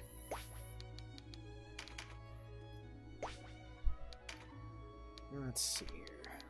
Now, thankfully, Aerocel's over there causing chaos in the background. Hopefully it does a high roll there. Hopefully we're able to block him off to some degree.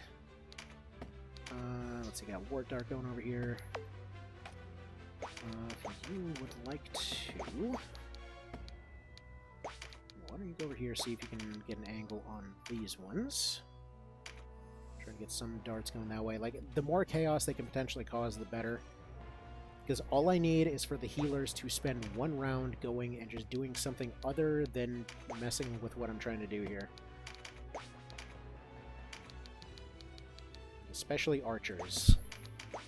You can always end up getting underrated, but archers are the things that bully the squishies, and if they bully the squishies, then all that potential healing is going to the wrong place, which is exactly what we need here. Alright, 1 blessing over here. I think she's one of the ones with a breach on her. And if that's the case, that should help on Vice here. Okay, not the one that was needed. It's a shame. You go over here, and I guess just sort of sit tight for now. One thing we were able to confirm before is that, yeah, they do not count their maximum health. They only count up to a certain degree on this one. So, for example, they only count what they actually do, not their maximum, so they no longer target the weakest thing repeatedly. Alright.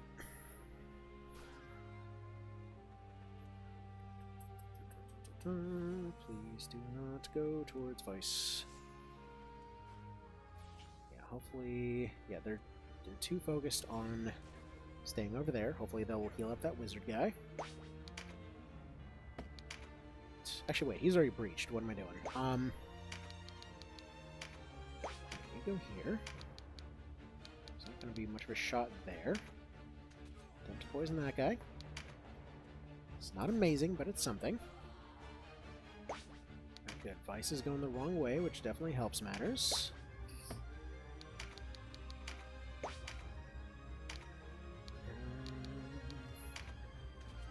Some stuns over here, not necessarily going to be too helpful. And we've got the She's actually bullying that guy, that's awesome. Okay, that is... I couldn't have asked for a better result on that one. Perfect. You can go ahead and block the way right now. Use your body as a shield, sir. Thank you kindly. Got the Berserk, got the long range. No crit, but if there's... He does have Berserk active. If he can get Sanguine up on his next turn, that might be enough. So either 40 or 50 should have a chance to still finish him off. He did shake off the poison. Come on, Wart Dart, do your thing. No luck. Alright, maybe more poison in this direction. Toward that one. No luck, but whatever. Go up here. Be a nice tempting target. As long as nobody goes and heals Vice, of course. Okay, there's a critical. There's a critical around the corner.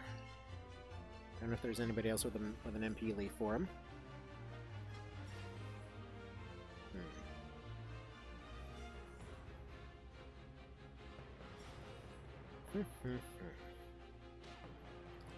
Is it worth working in the TK for this one?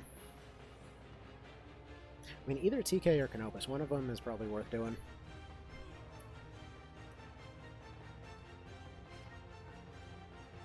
And so far, dodge has absolutely refused to be helpful. Okay. Those bow shots help.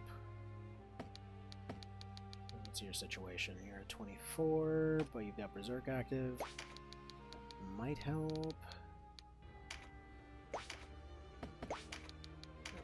One frog over here. Did not poison. Well, this was going really well until it wasn't. Okay. Critical here. One more physical over there. And with any luck... So, what I'm hoping for here is basically the same thing as before. Double Fizz and a crit should still do the job here. He still has a little bit that he hasn't healed. I'm assuming the other heal's going towards the caster up there. So he should just barely have enough, I'm hoping. Vice might have just moved too far, though. I mean, maybe if he doesn't take an action, this can work. Do you think people complain too much about boss buff cards on your board? I think the player has many unfair advantages, like getting 4 powerful items and the ability to pre-scout. Yeah, honestly, I've been making fun of that for a long time. Like, that's why I did a series a little while ago. Essentially, it was the With Nothing series. So basically, like, if you have absolutely base set units, just kind of whatever you've normally had progression-wise up to that point, here's how you can, beat pretty much every boss in the game, every post-game thing, all of that kind of stuff. And yeah, no, them having cards is just the most minor advantage. It's the same folks that are typically going and complaining that, they have to strategize in a strategy game. It's like it's a minor advantage. It's something. It's just a small hurdle for them to get over. Like, I would love to see those same people going and playing literally any new XCOM game and just seeing what that's like. Like, oh no, I had to adjust my strategy slightly. Okay, your building exploded, half your team instantly died. It's like, just absolutely everything has gone wrong forever. Adapt. Let's see, maybe... Okay. 30% chance of just a win here. Ah. Well... One can dream. Anyway. Why must they die in a place like this? Because of poor choices, that's why. Alright, anyway. Although that being said, if Vice cannot leave that hole and the cleric does not decide to help him, this is actually surprisingly still doable, maybe. But we'll just see if he survives. We'll see what happens here. Alright. See, maybe a chariot to not lose the good progress made? God, no, dude. I refuse to use the chariot mechanic on principle. Dude, even when there's no like counter or anything else, I just refuse to use turn resets. Just because it's the same thing I tell my kiddos all the time. It's just if you don't accept the mistakes that you've made, you'll never learn from them. So in this particular case, sure, it's a loss, but we restart, we redo again. Like, this is what it is. Basically, all that happened differently on that one was that Aircel got charmed once. So up to that point, there's about 6 attempts, give or take. And there's already several adaptations that can be made that can help out in this particular case. So, for one thing, one of the issues that we're running into right now is that we're relying on the Dirk here, so potentially there might be other options as far as, let's say, going for axes instead. So, in the case of the axe, we'd still be running an ice thing. He would still technically counter this, but the axe in general should be a better thing, or potentially we just run cat claws instead, still get the same punch, still potentially get that poison chance, still running a potential neutral finisher, so I feel like that would probably help, not to mention it would give him a bit of a speed boost here, so we'll go ahead and go for that. Slight strength bonus off this, we'll go for that. Ring of Vit is fine enough. Yeah, I think we'll go ahead and borrow Denim's necklace over here too. Seeing as he's not really doing too much useful with it anyway. Alright. Only should have done this from the beginning, to be honest, because that is a pretty decent boost in stuff. Now, he doesn't get a chance to use all of his heals here, so potentially one other option that I should have been going for is this right here, which is swapping out for a grenade, which would actually potentially have been a way better choice earlier. Additionally, yeah, I forgot I had water charms, so we'll do that. We'll also save the res charms for now, give him a water shot over here. Now, this does weaken his fire punch a little bit, but this does still give him an overall 30% boost against that guy. Again, should have done that. That probably would have one-shot him by this point. That bonus enough by itself would have been enough to just one-shot him last round. That 550 would have been about 6-something. Let's see. Would you remind me if you have access to Zvi +1 at this point? We do. It's just a matter of not wanting to risk the TK for it. Right now, it's just a army of disposable ninjas and essentially cocaine-snorting wizards, because they don't have access to concentration, so they have to do drugs. I can't help it. Hey, I can't help it. It's a mechanic, okay? They call it black lizard powder. We all know what they're talking about. Anyway, so there we go. Snort some unicorn hairs too. Why not? No one's ever seen a unicorn in this universe, but somehow we're getting that. Granted, we only ever see one horse, so there's that.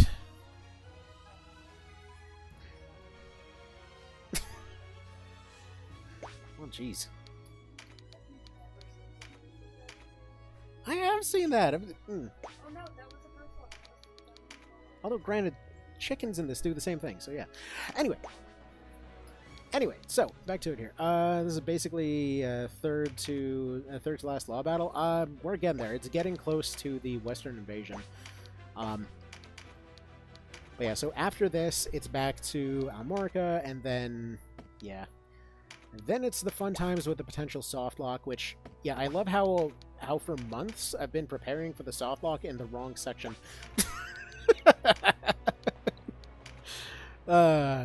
Classic. Anyway. Yeah, Law is not a very particularly long route. Or at least not this section, anyway. Okay. So. Now we got Stun Dart. But we're going to do the same thing about letting him approach. I'll probably just go ahead and roll for the stun. See if, okay, we just got the silence off. That could make the AI panic later. We're going to send the Wart Dart over this way, because now that I think about it, getting this Knight on our side is probably a bit more useful, because it seems like he's going to be taking over all of the shenanigans in this direction. So if we can get him mind controlled and we can get Air Cell mind controlled, that actually would probably sort things out a little bit. I love how the store just casually sells friggin' flutes that petrify, or that mind control and petrify people. It's like, it's fine. That's just what you need on your grocery trip. Probably just sell it as an aphrodisiac or something.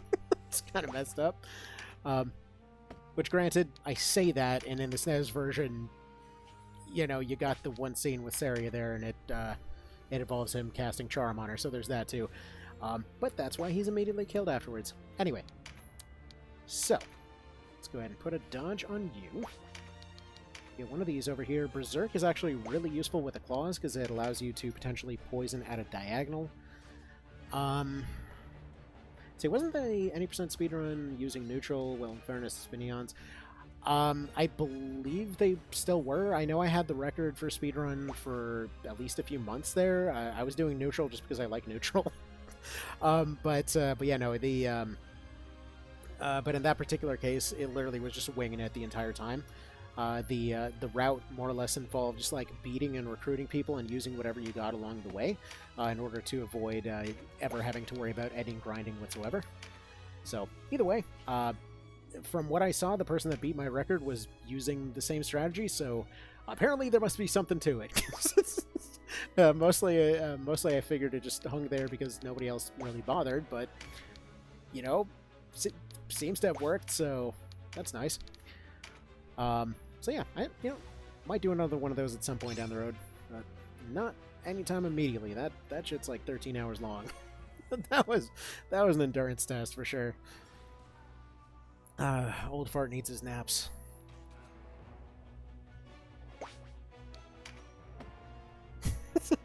Okay, well maybe I will then. All right, yes ma'am. I guess we could give that a go. Alright, girlfriend saying after some medical stuff happening later, technically speaking, I can't leave the area and have to be in attendance, so...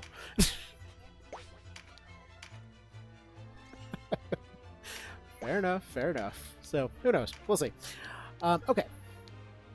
Now go ahead and throw poison that way. I don't know why I put Zapan there. That was a bad choice, but we can potentially claw and run with him. Okay. Now you go over here. You do one of these things where you feed him some plants. Isn't one allowed to pause ever? I mean, technically I did during that thing. Like, the kiddos had called for Thanksgiving, and, like, I went and had talked to them, so...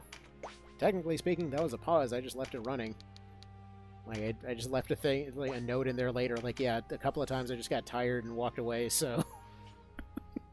you know, it's like, I'm sure somebody could have done this way faster. Like, the only time that there was ever a proper pause over the course of the thing was, what the hell was it? Not even really a proper pause, so to speak. It was just like, the only time that there was actually a gameplay-related redo of any kind was because for some reason I had an absolute brain fart on Leonard and was just completely flubbing it on the duel fight.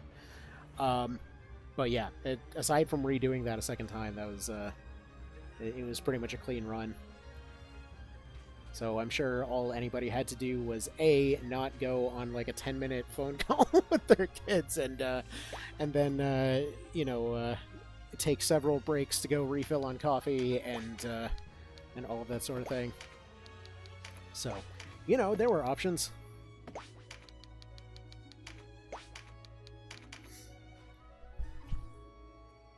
Alright, you get rejuiced over there. Yeah, this one feels like it's going pretty poorly. Although I think I might switch back over to the Dagger, because it's scaling a lot better.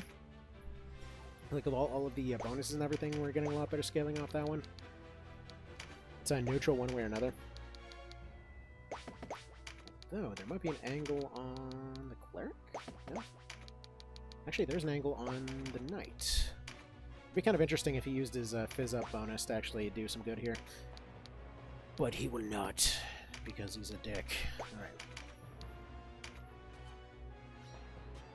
But yeah, there are some speedruns that are hilariously tedious, though. It's like some of the ones for, like, you know, Pokemon Gold and Silver and whatever else. Like, them things are absurdly long. Oh. Well, that didn't work. Lance many hours consecutively cannot be comfortable or healthy. Oh god, no. Yeah, there's nothing remotely healthy about it. Alright, let's see. We're up to 498 on that one. If we do one of these, that's a 139. That's a decent setup.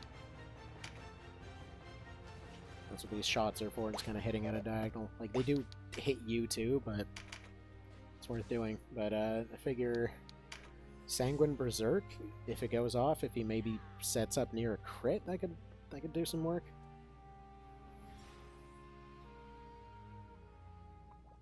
The annoying part is that, yeah, it basically has to be a one-shot, because as soon as he's mobile whatsoever, like, as soon as he's moving around, he's getting healed. Like, he's got at least, it looks like, 5 different healing sources, and any one of them doing that will immediately shut this down.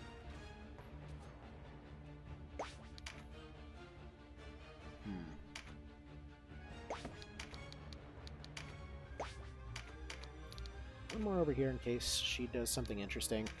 Like, at the very least, we can experiment around with some options here, see if anything interesting happens. And if you're wondering, by the way, the only reason that Flaming Fists is basically doing nothing in this instance, he is taking a massive penalty on account of being water. Yeah, that'll do a 498. Regular hit'll... Ooh! Hello! Hi there, Sanguine Assaults. Welcome to Fuck This Guy. Holy crap. Never mind. We're doing just fine. Elemental bonus kicked in, and now we're nearly quadruple digits, sure. Which results in, you know, genocide, because it's an ogre game. Of course we got another genocide. Can't go 5 minutes without one of those happening. All they wanted was just to go get some dang Oreos. Take And of course, then Rhyme gets burned to the ground, naturally.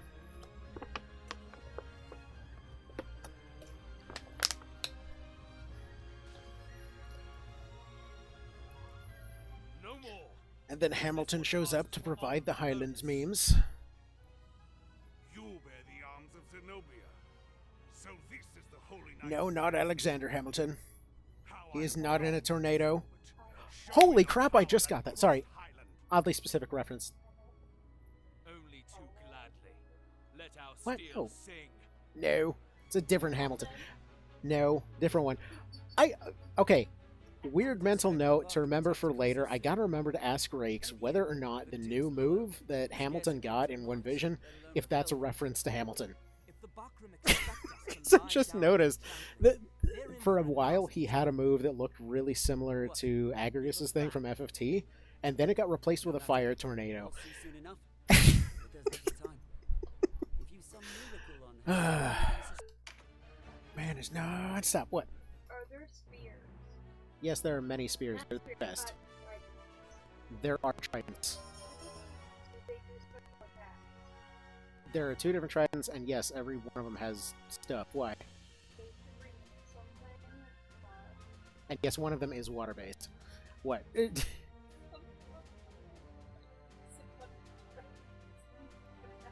I wouldn't be surprised. There's some weirdly specific references in that. We'll go over that later. Anyway, sorry. 2 different conversations going on at once. People on stream are like, what the hell's going on? Okay.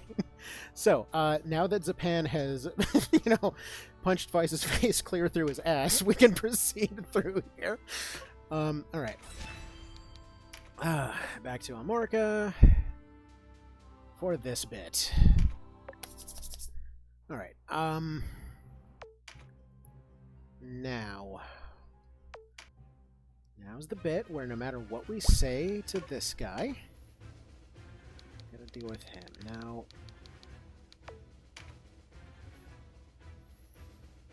I think we do have lightning charms for Zapan. In which case, do we just continue with previously scheduled fisting, or...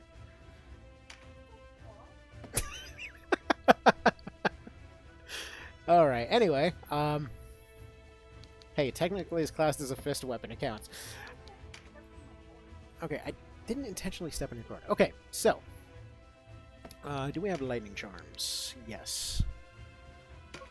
By the way, I'm not going to bother using the stat charms for the time being. There are a lot of these.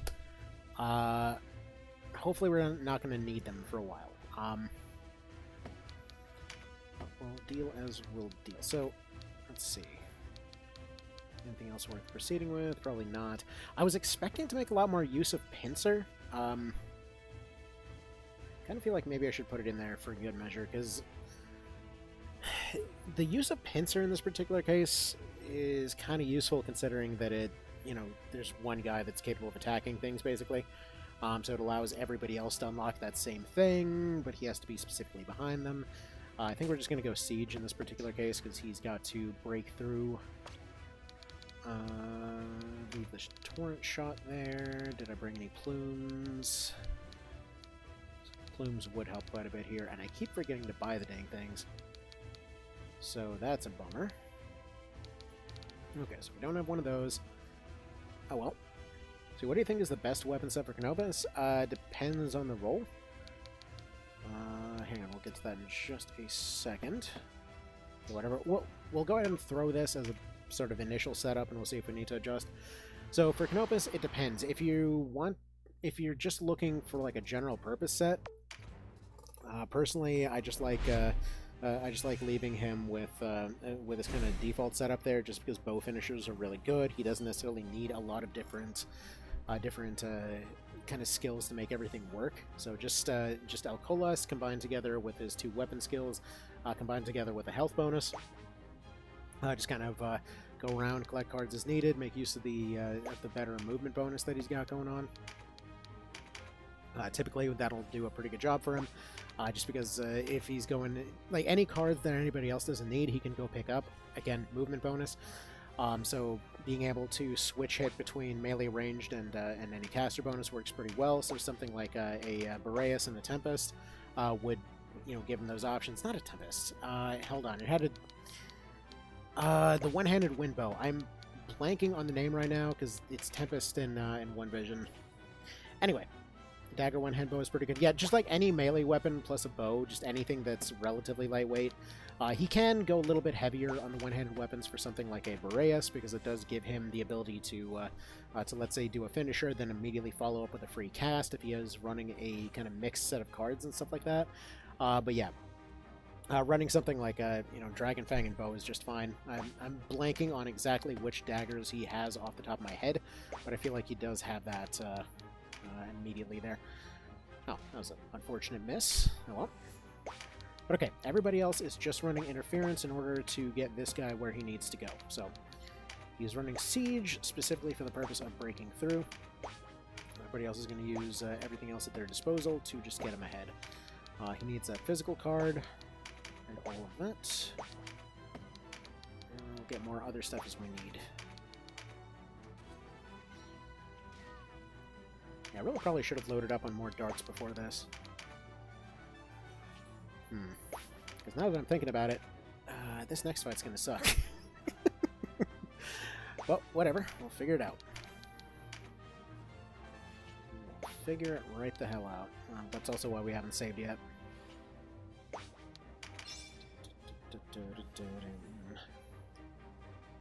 Yeah, personally, like, what I liked, probably one of my favorite setups for him recently was just running water crossbow and spells there.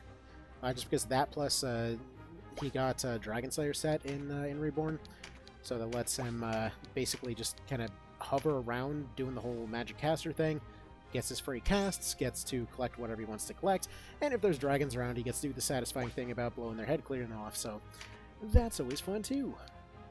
And it just feels very, very fun in combination with stuff like Ilkolas, because you don't normally get to see that 15% bonus matter that much, but you combine it with a Slayer bonus, you combine it with a anti-dragon bonus, it goes pretty nuts. Right, come on, Mr. Golem, be our friend. He did not want to be our friend.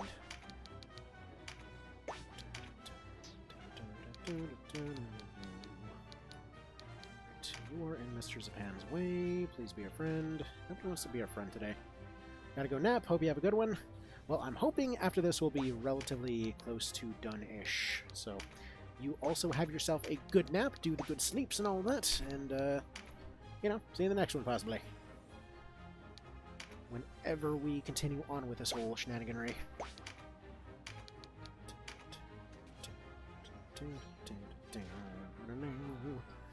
Go. He wakes up for 1 second, becomes friends with a rock, receives a rock to the face, dies once again. It is a strange life for these new rookies, but it is what it is. Yeah, it's funny that possibly the thing that might have caused the most issues for this particular run might have happened way earlier, because there were a bunch of those level 3s that were allowed to die, and realistically I probably should have reset for those. But oh well, we'll adapt as we need to. I'm hoping it won't become necessary, because I can't imagine it'll get completely soft locked for stuff like that, but stranger things have happened.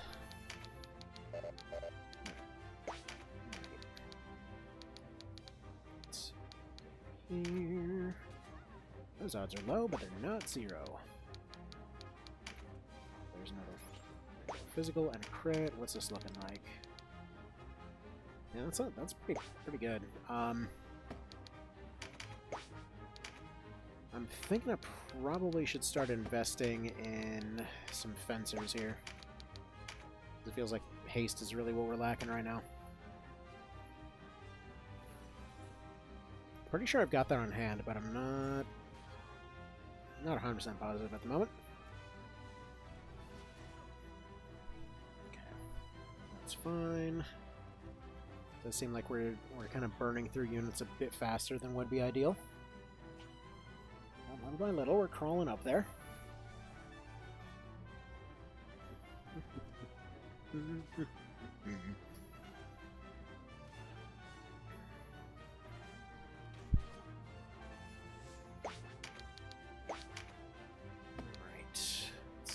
You haven't even gotten your stuff going yet. Alright. Let's go ahead and eat one of these mint leaves. Stay put there. I don't think there's any shot of this ninja making it up there. But whatever. Yeah, the issue with those threes, by the way, and this might be the moment to start putting in Sarah and Voltaire. They don't get phalanx until later. And I think Sarah and Voltaire are the only ones that can use phalanx right now. That would definitely extend some of their durability time here, and that's also why they needed to stick around.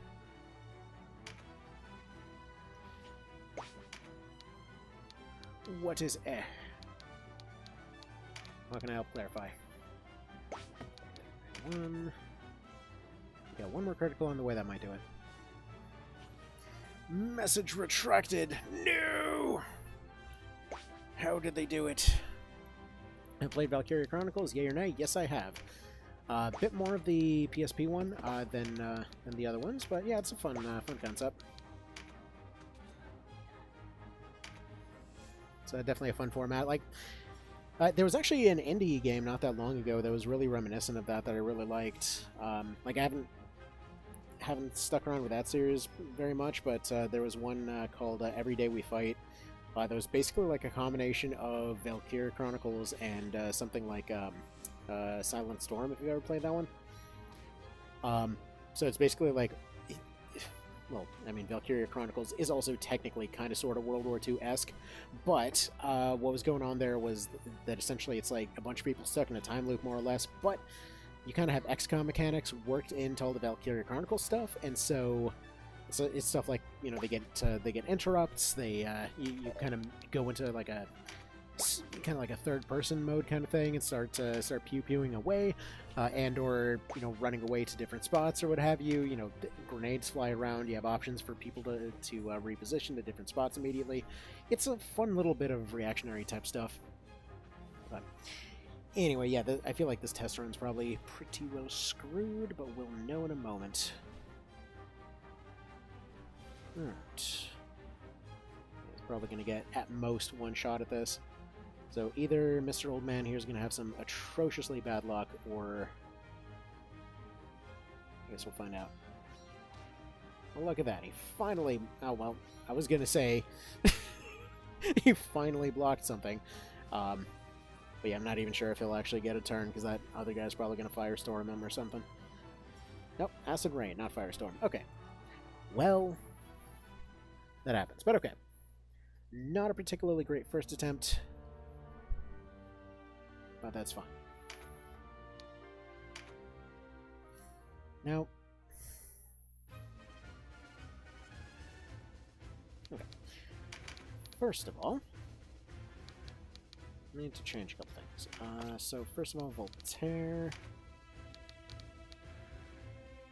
Let's see about making you into a regular knight here, so they can hopefully tank some stuff. Now, granted, you know, very hard quotes on actually tanking stuff here, but either way. Just full defensive setup here to some degree. It's gonna go for stuns and such. Upgrade a tower shield. There we go. Same thing for Sarah. She's the... Actually, come to think that right. She does not have Eagle Eye. Later on, we'll need to have somebody dedicated to Eagle Eye, but there we go. Have you swap out for one of these. And yes, one potential strategy in the future is going full, it's like TK Breach setup. For now, we're going to stick these two in front.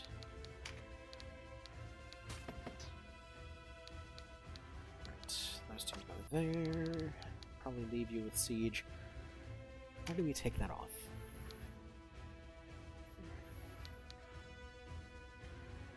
Take it off and set up a pincer. That may matter. Put away the claws, go for the dagger.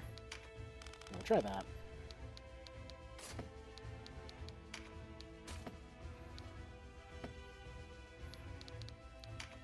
swap this out for lightning. Okay. It's decent.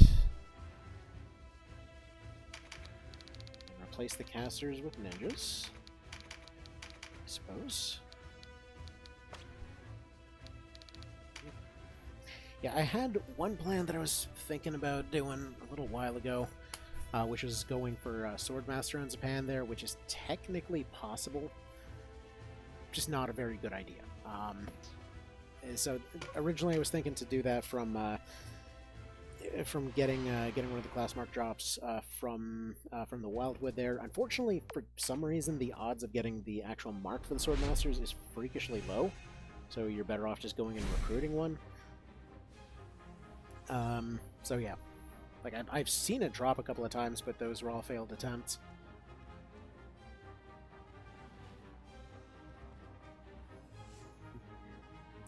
I think of all of the Reborn soundtrack, though, this is the only one that's kind of iffy. Just because they got one of the trumpets or whatever else in the background that's just like a little bit flat. I don't know why. Okay. So I'm hoping with Modigliani being a bit squishier, I'm hoping the knife will do a bit better on him. Oh yeah, we'll probably have at most 1 or 2 attempts here, and then I really gotta go ahead and call it. Because it is already midnight.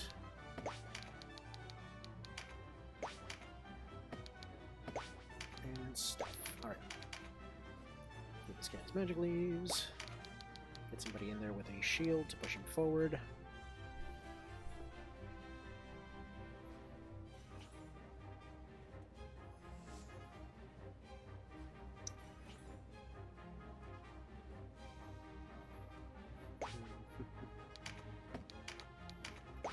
Stun off right now, just push, or don't. Alright. That's fine. 60% is apparently too much to ask for.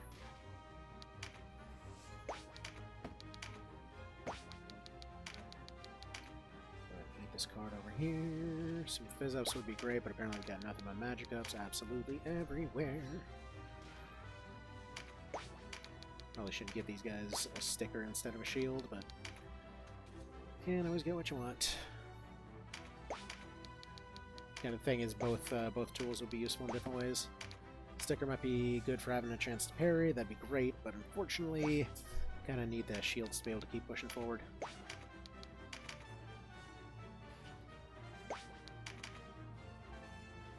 There.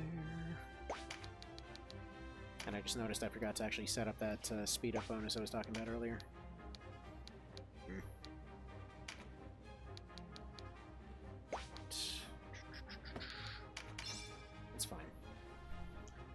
Perfectly fine. Yeah, even if some of the ones end up getting taken out, the knights should be able to hold things up a little bit.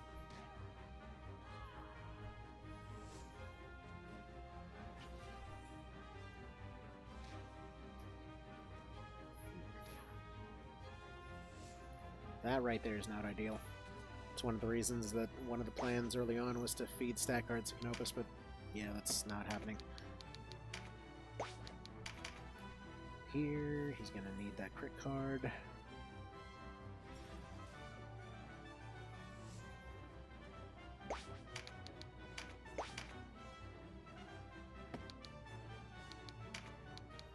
One stun dart on you. It was kind of oddly specific, how the stone effect ended up getting one of its bonuses taken out for Reborn. For those that didn't know, in PSP and OV, it causes counter to be completely disabled, which, I mean, I guess from it's a common debuff, so you probably wouldn't want it to be too good type of standpoint. It makes sense, but, like, it's kind of weird that that's sort of Curse's domain at this point, which very few end up using Curse. But, well. They need to filter on that way. I suppose you can get any warp darts that way. Shame. What do I do? Really, I should be firing these at like point blank range so they can't throw rocks backwards.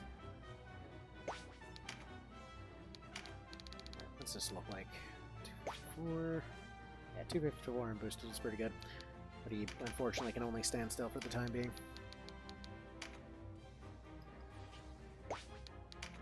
This might end up having to be a redo.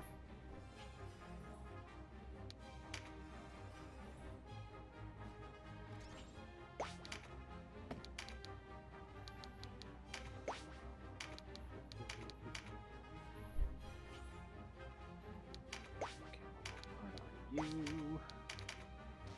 One pushback on you. That's such a shame on timing. Unless... I was gonna say, maybe if he could be petrified, I don't think he blocks the way.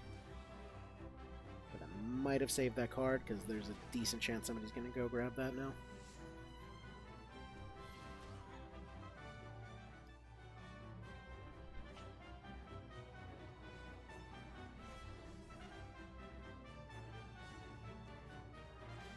Yep, there it goes. Alright. Again, odds ain't 0. Nothing really irreplaceable lost yet. Okay, that's a bit irreplaceable. It's getting irreplaceable.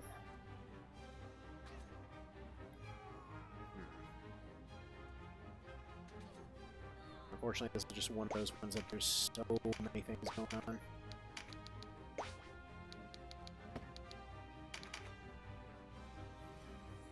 Like, once he gets up there, it's not the biggest problem, because if he can get 2 attacks off, there's a pretty solid chance of him completely shutting down all offense up there. It's getting there, that's the problem.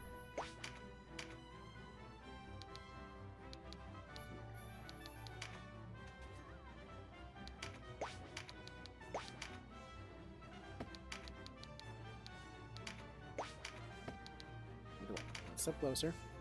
She didn't roll her phalanx, so that's a problem. Japan's got a shot to get close at any rate, because they're too busy tearing everybody else to pieces.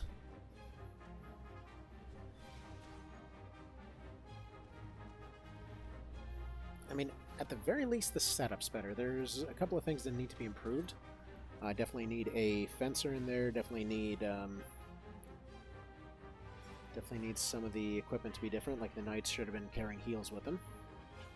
Although that being said, we're probably going to go reset to before this fight.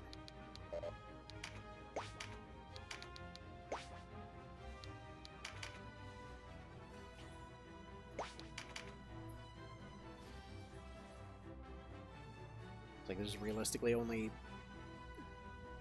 a couple situations in which this somehow works out.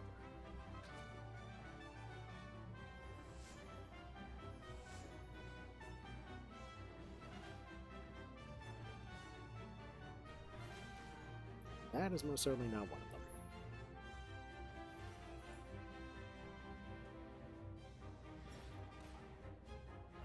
Okay.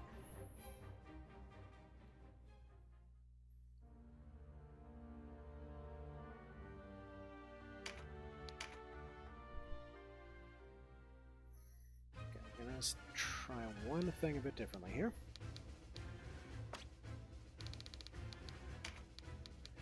Need to be...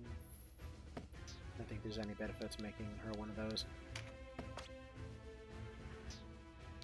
What about you? Yeah, you're the one I need to change. So we should do one of these. Main reason I want to reset to before is something we're about to find out right now. I love how it automatically pulled that setup of all things. Okay, yeah, there is a BOS here.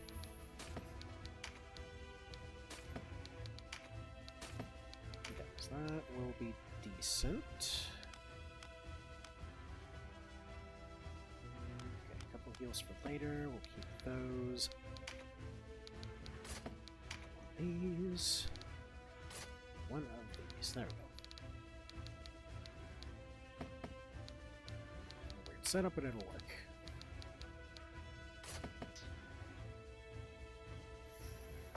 Her whole purpose in anything is just to give this guy BOS. So He goes faster, he goes farther, done deal. These two need to be supporting.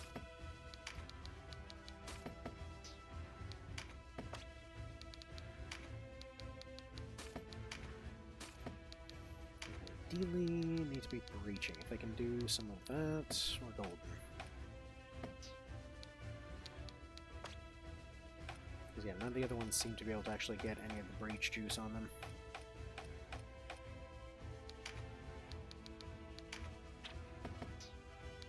That should strictly be probably Sarah's job.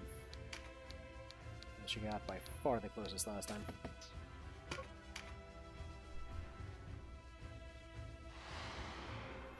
But I'm actually just going to go ahead and save it real quick before this.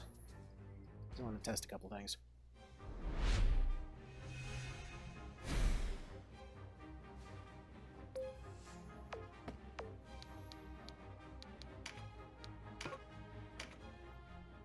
Okay, so quick save over here. Move this one back up. Shop-wise, let's see what we're working with here, because yeah, he's 86 grand just laying around in pocket change. Okay. Couple of things I want to see, because I think there was a shop update right before this. So ranged-wise, we're going to want a couple more charm darts. Probably 4 of those.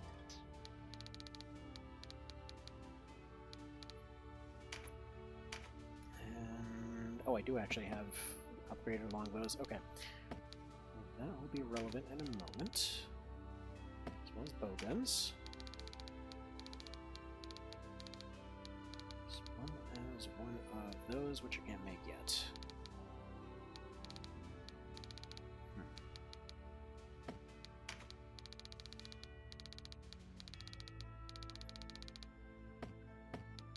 Sorry, just needed to restock on a couple things. Look into a few ideas. A couple of slows, not a bad idea. A couple of extra charms, not a bad idea. Sleeves got plenty of. These need a few of. This basically just want to be throwing around whatever debuffs are possible. Possibly a full team of them. We'll see.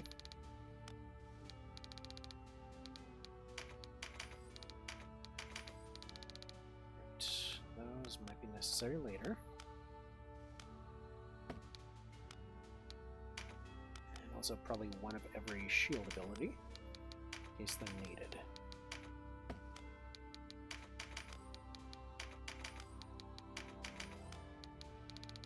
Okay. Let's see, we're gonna need this, we're gonna need this. What new class marks are available? So we do have these. Just don't want to necessarily run out of anything.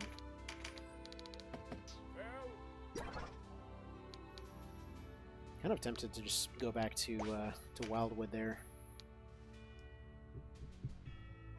because kind of the way that it plays out after this point is you do the 2 fights here, you get through those. So this version of Almarca, it's kind of an odd one, because I know for a fact we're not getting through Almarca 2 in this one. At least not yet. Because actually, the more that I think about it, it's probably worth setting up for that one more. Because even on like regular solo, it's a bit of a problem, and you could potentially get very stuck there. Because the problem is that's the one that's not the duel; it's the 3v1. But yeah. At most, like, Denim gets a breach off, and then hopefully Vice ends up going and maybe getting some criticals or something, but there's a decent chance of bleeding out before being able to actually effectively do anything. So, kind of want to look into other options before then. Possibly more of a stun type build here. Not sure. Need to experiment around with that a bit more, though. Like, maybe it is better to just leave this one here for right now. Made it a little bit farther. It is a good time to go get some sleep. And alright, I'll just go ahead and leave it there for the time being. So, thank y'all for stopping by on this whole little weirdness. Thinking next time should be... First part of the next part, not really too worried about. But I'm thinking there's probably going to be... Oh, never mind. It is no longer possible to do that. This is happening one way or another. Okay, well, either way. We'll deal with that next time. I'll experiment around with this a bit more, but I gotta get some sleep. Y'all have yourselves a good one.